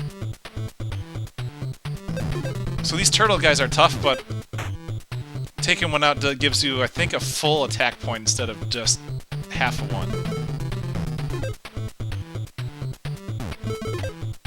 Now, this one's kind of... Now, this level... What's really annoying is getting up topside.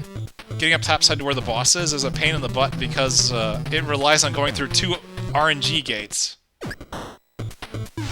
So first you gotta shoot the ball into that hole on the left side, the bright red pink one, the bright salmon colored one.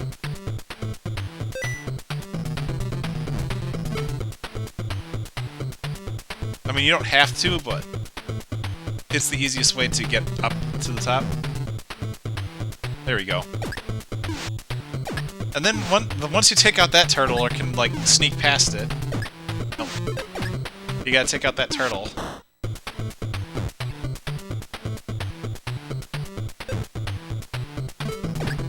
go. And then we'll kill the turtle, and then we can move on. You have to You have to get through that little circle that's got the 3 holes on it, and the ball has to go into the top right hole in order to proceed, and then it waits for a boat. But if it gets one of the round guys instead of a boat, you get sent back to the bottom anyway. So, there we go. Now I gotta wait for a boat and hope it's a regular boat and not the round guy. Okay, now we can move on up. And then we have to take out a bunch of knights. A bunch of ghost-possessed knights, I think. Now I think the chance of them like attacking you when you hit them is also random.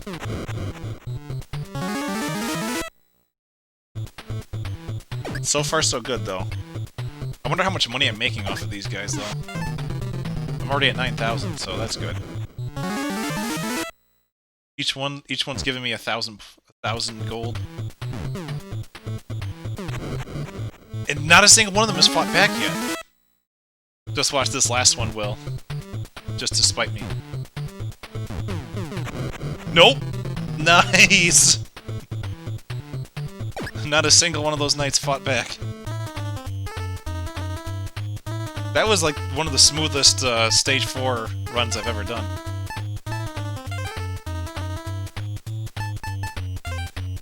Yeah, I'm just gonna go for a center stopper right now.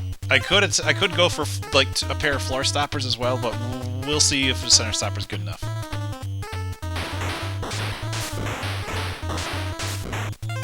Nope. Dear God, at this rate, I'm not even gonna get a permanent stopper for the final level.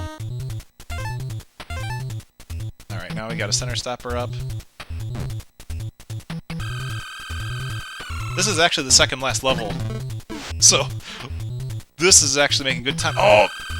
Okay, so there's a potion up there, and if I collect it, if I can get that potion, it'll restore my attack power to full if I run out completely, which is incredibly useful for the final boss, because the final boss can very quickly eat your attack power away. Well, this boss can too. This boss's attacks can do 3 whole attack points worth of damage to you.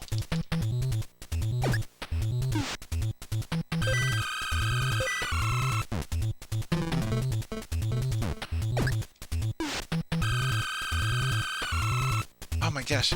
It's in such a terrible spot, though, that I can't actually aim for it.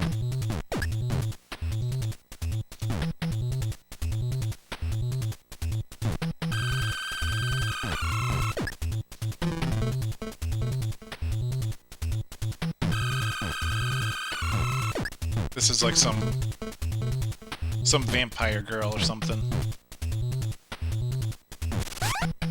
Alright.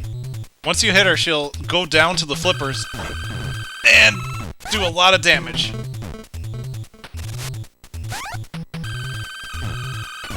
Ow!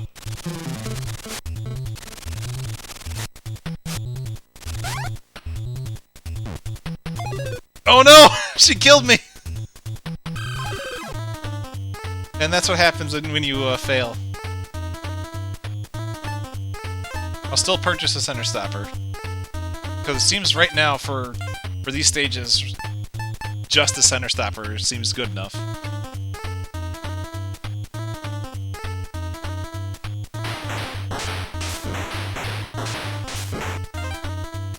Oh, no luck on that. No luck on those permanent stoppers, though. Less like a vampire, more like a harpy. I just said vampire because of the whole transformation thing. But I could see that as well with the harpy.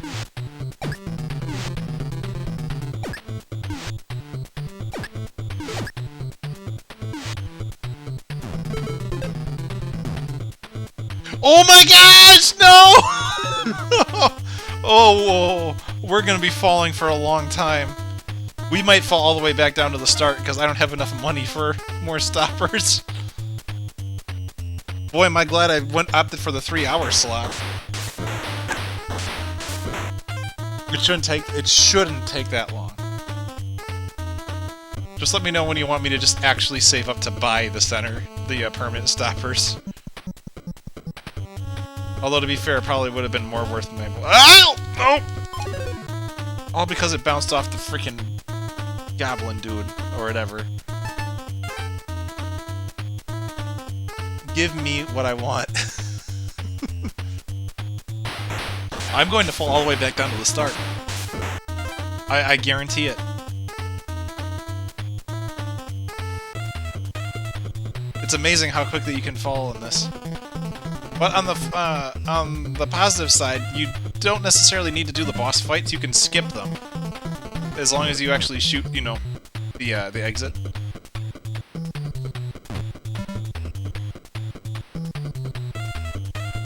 That shaking, I don't know what it is, but if you collect it, it destroys the bumper on the right.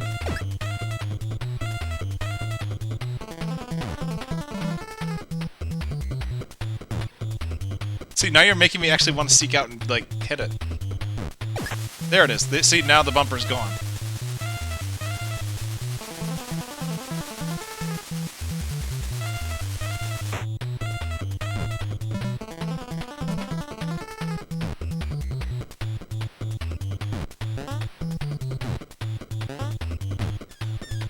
Oh. That makes sense.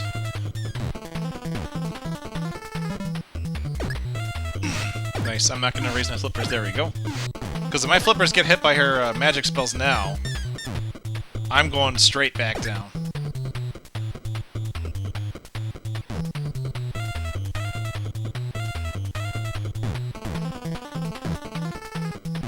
I do want to do some...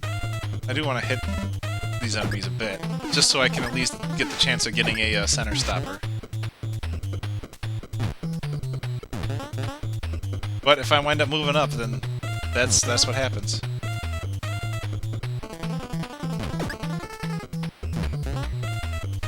Nope! Oh!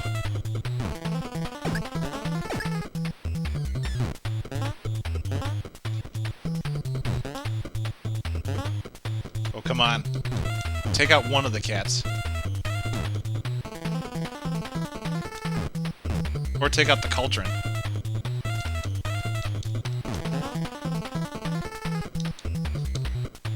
Oh, I'm amazed that I'm still alive on this level. Normally this level kills me very quickly.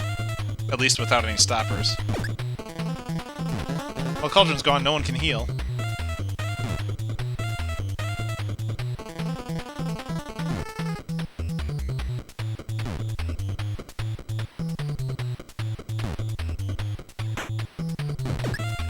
Yay!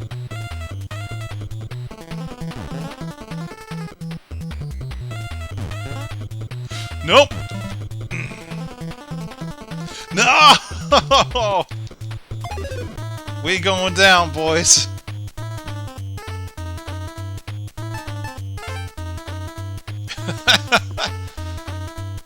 Now we're in steel. Now we're in steel hell.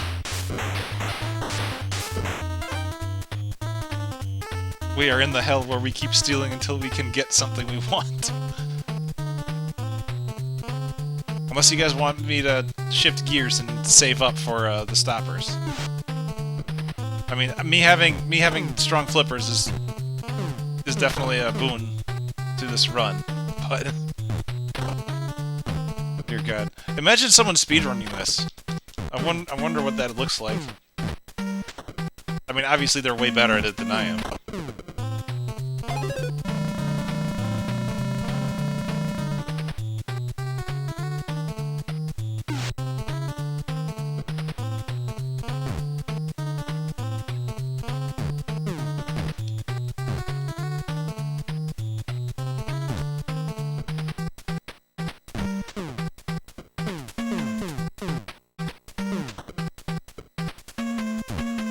Go! Get your butt up there!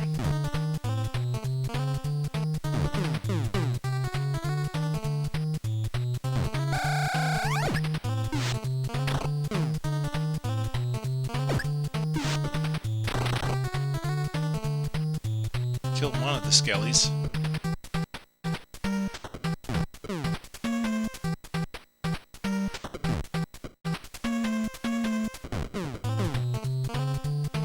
Come on, get. That was a beautiful shot.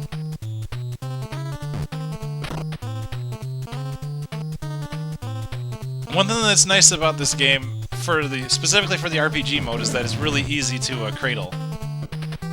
You know, a lot of the other games, like I think a lot of the other games in you know, this pack that I played, they got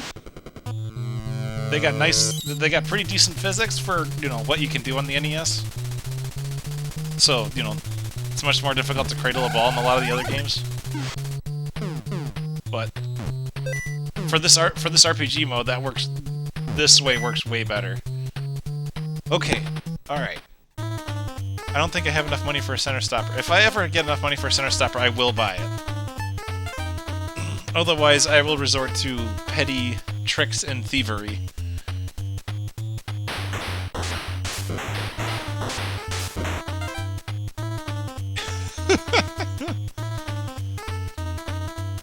Every single time, like the fact that he's covered in bandages and they give him a little cane.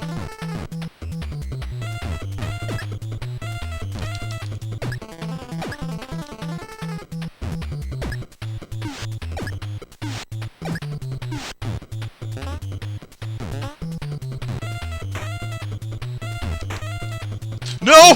Holy crap, that was too fast. Oh my gosh. Man, this run was going so well, too.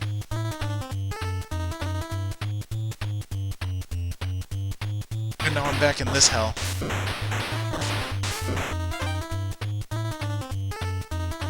Hey, I gotta ask, if I get devil flippers, should I use them?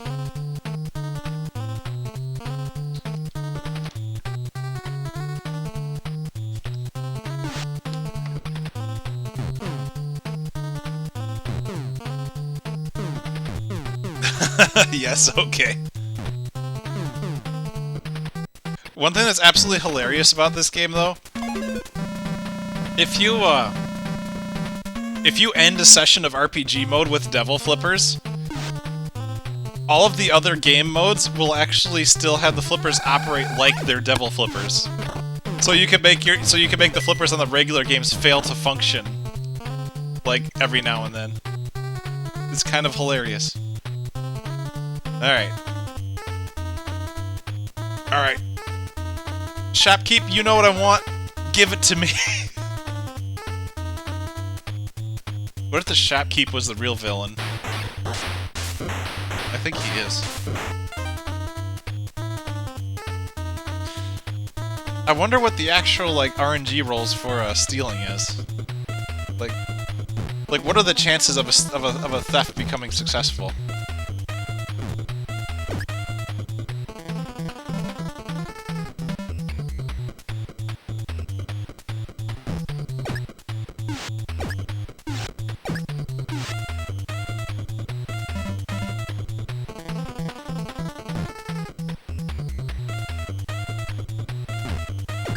Ah, man.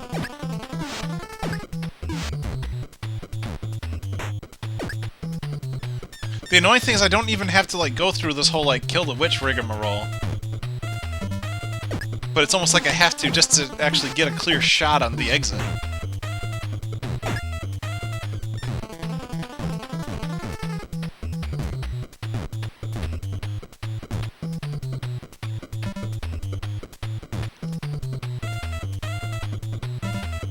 Come on. Oh, nice! Although one more hit will kill the witch, so... Perfect.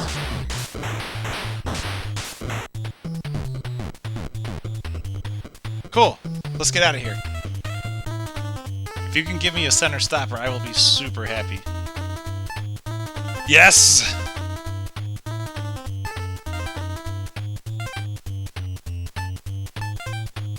Then let's steal.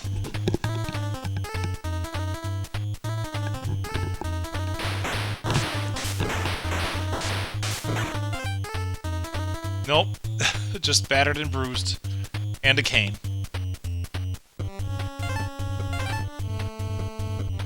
Oh, nice catch, bro.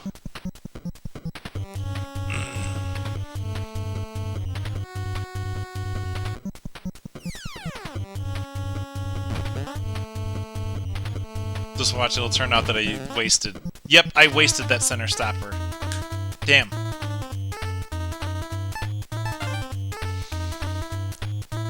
What a shame.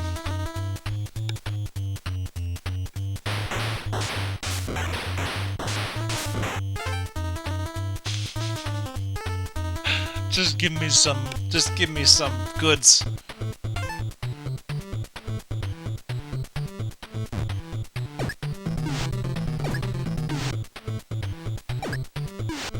Oh, I might sneak past the turtle. I snuck past the turtle. I might be able to deal with all the knights right away. Nice. All this because that darn boss actually successfully killed me, and it took me all the way back down to the bottom. Alright. I wholly expect to actually get attacked by the knights this time.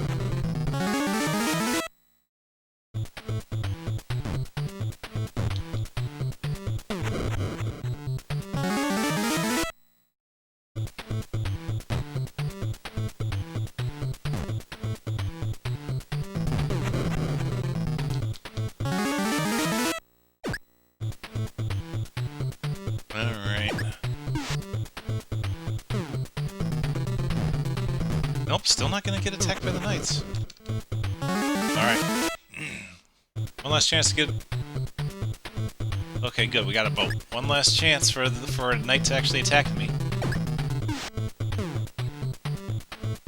Oh my gosh. Am I gonna get a sinker? Yep!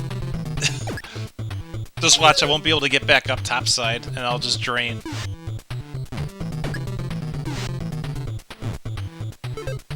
No! Don't do that! When I say that's going to happen, don't actually make it happen.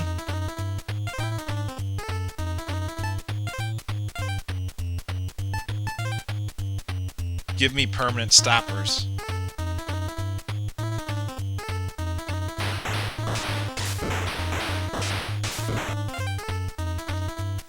Or beat me up.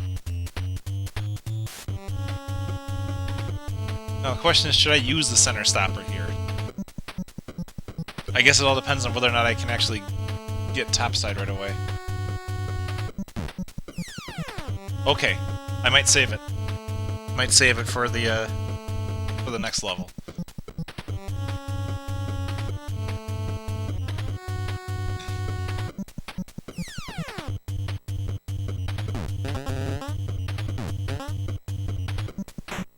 Now, if I can beat all these guys up, then I can get some good money out of it. No, I can't. I'm not getting any money out of killing these guys.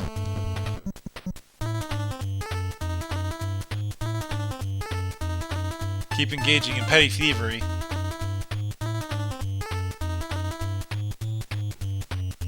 The funny thing is that if I was not spending my money at all on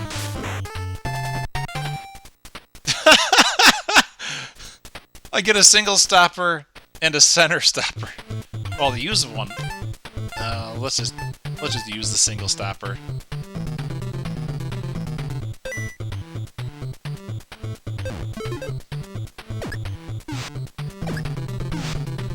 Of course, it steals garbage. Well, the center stopper was worth it. Getting a free center stopper helps.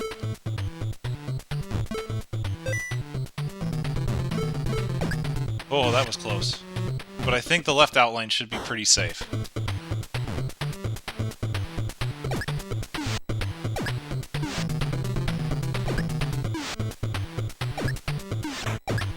Alright, no more turtles blocking the way. At least to the RNG circle.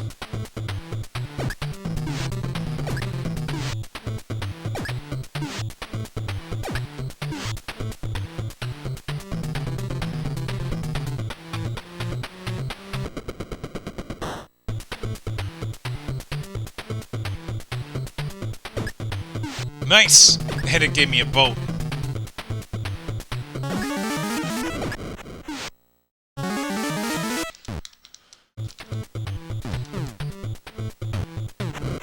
I'm also kind of mashing the nudge buttons to try to keep the ball in the flippers, because it easily sinks down that left lane.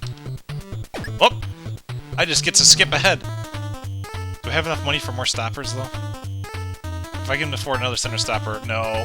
I'll just try to steal some goods. Oh, I should have bought floor stoppers. Shucks.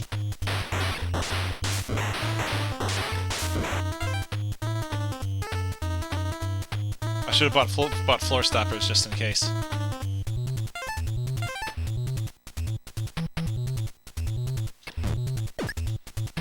Alright, where's the potion? Okay, the potion should be obtainable. Nope! I'm gonna have to do some nudging to see if I can reach it. But that potion's gonna be really handy for either this level or the final.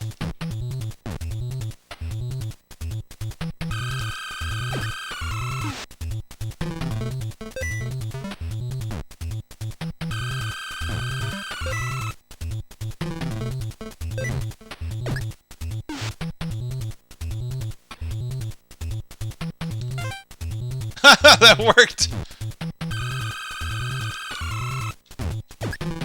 Alright.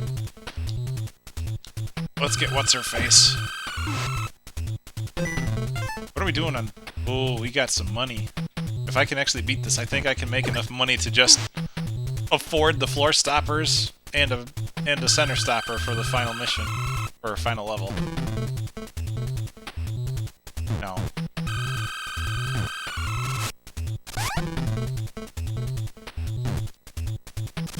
Yeah, the trick is you have to hit her in her other state in order to prevent her from attacking your stuff. All right. All it's gonna take is one more hit, and I can beat her.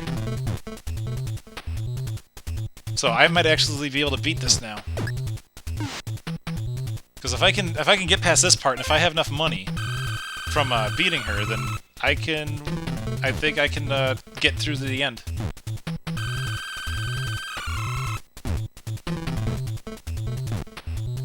Alright, here we go. Nice!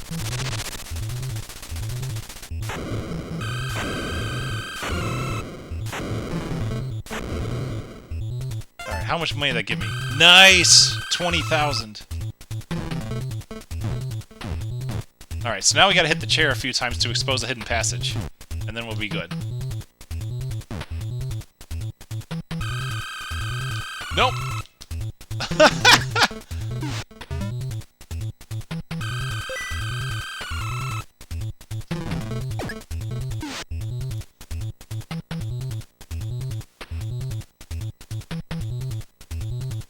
Oh my gosh! It's doing everything it can to, prevent me from getting to the end. I'm literally one hit away. I had to hit that chair one more time, and then I'm ready to move on to the next level. Like, it'll automatically send me there. Oh my gosh.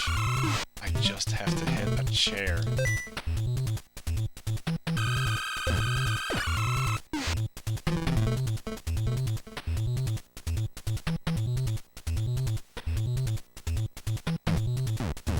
There we go. Okay. All right. All right. We are coming up on the end of the game now. All right. Let's see. Let's see if that is good enough. And just for good measure, let's try to steal. See if we can get one item. This is the yep. Nope, nothing. Shopkeep knows how to keep his stuff. Shopkeep keeps his merch well secured. Alright, now we're on the final level. Final boss. So, the final boss properly awakens and starts attacking if you take out 4 candles. There are 3 candles in the bottom playfield, and then there's like a whole bunch on the upper playfield. So, and once you do that, he starts shooting skulls everywhere.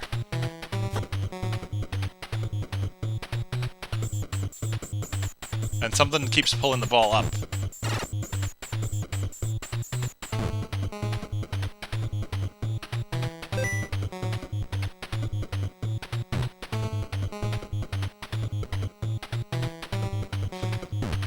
It's so odd that like the table where you just have a direct straight line up to the top is also one of the hardest ones to get to like to get the ball up.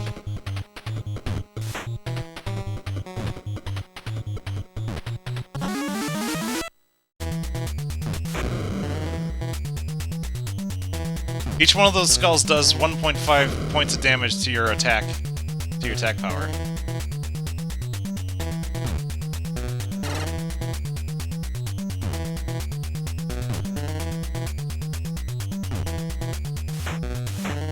Oh man, one more hit and this guy's dead.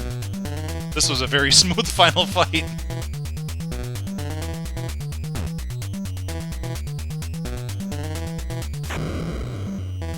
Yeah, I'm usually pretty afraid of those skulls because I don't want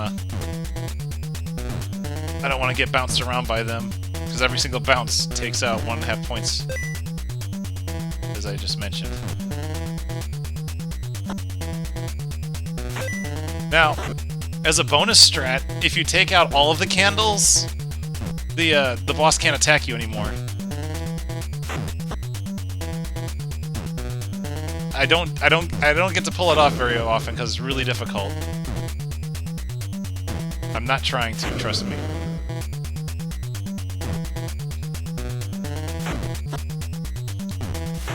Nope, I did it. I beat the guy. And then he turned into a puddle of goo. And saved the princess.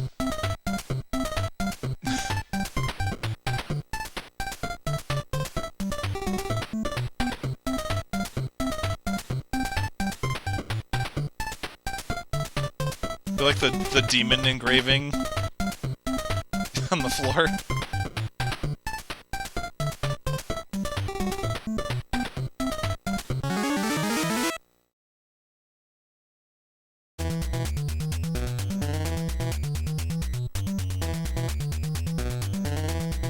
Now I got a question.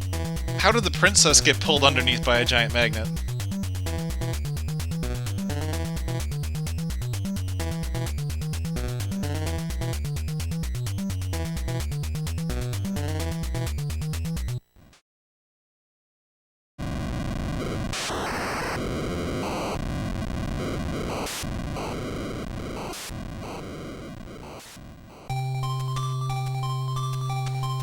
Hey, we did it!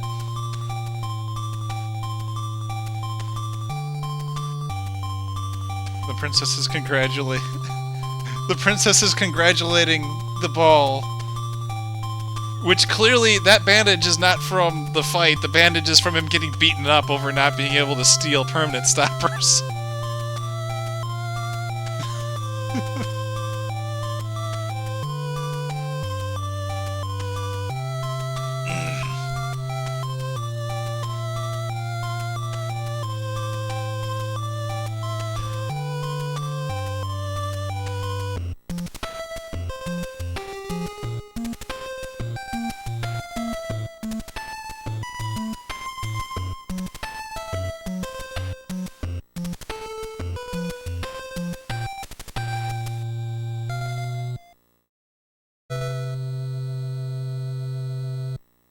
Alright, well, that was Pinball Quest, everyone, and that was the last game on the, schedule, so that's a wrap. Let's...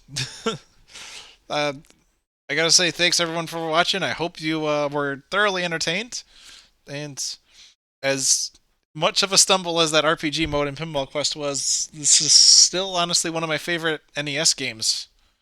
It's... Like I can't even argue it's a guilty pleasure. I just legit love it that much. And yep, had a great time with it, even with all the crazy stuff. And hey, I got to show off the. I've got to show off our my AVS, which is a pretty cool little thing. And so yeah, thanks everyone for tuning in. I'm gonna check the schedule real quick. We've got some real activity. Peb just started streaming the Wonderful 101 remastered yesterday, and oh, that was so much fun to watch. I loved it, and I can't wait to see more. And he's gonna be streaming some more tomorrow. Let's take a look at when he's doing it. Oh man. Oh, he's gonna stream it at 3 p.m. tomorrow. That's great. He'll start it right when I get home from work, so I can't wait to tune in and check it out. And then the following day, Tuesday evening, I'm going to be streaming Ace Combat 6. I forgot to put that on the schedule yesterday, but it's on there now.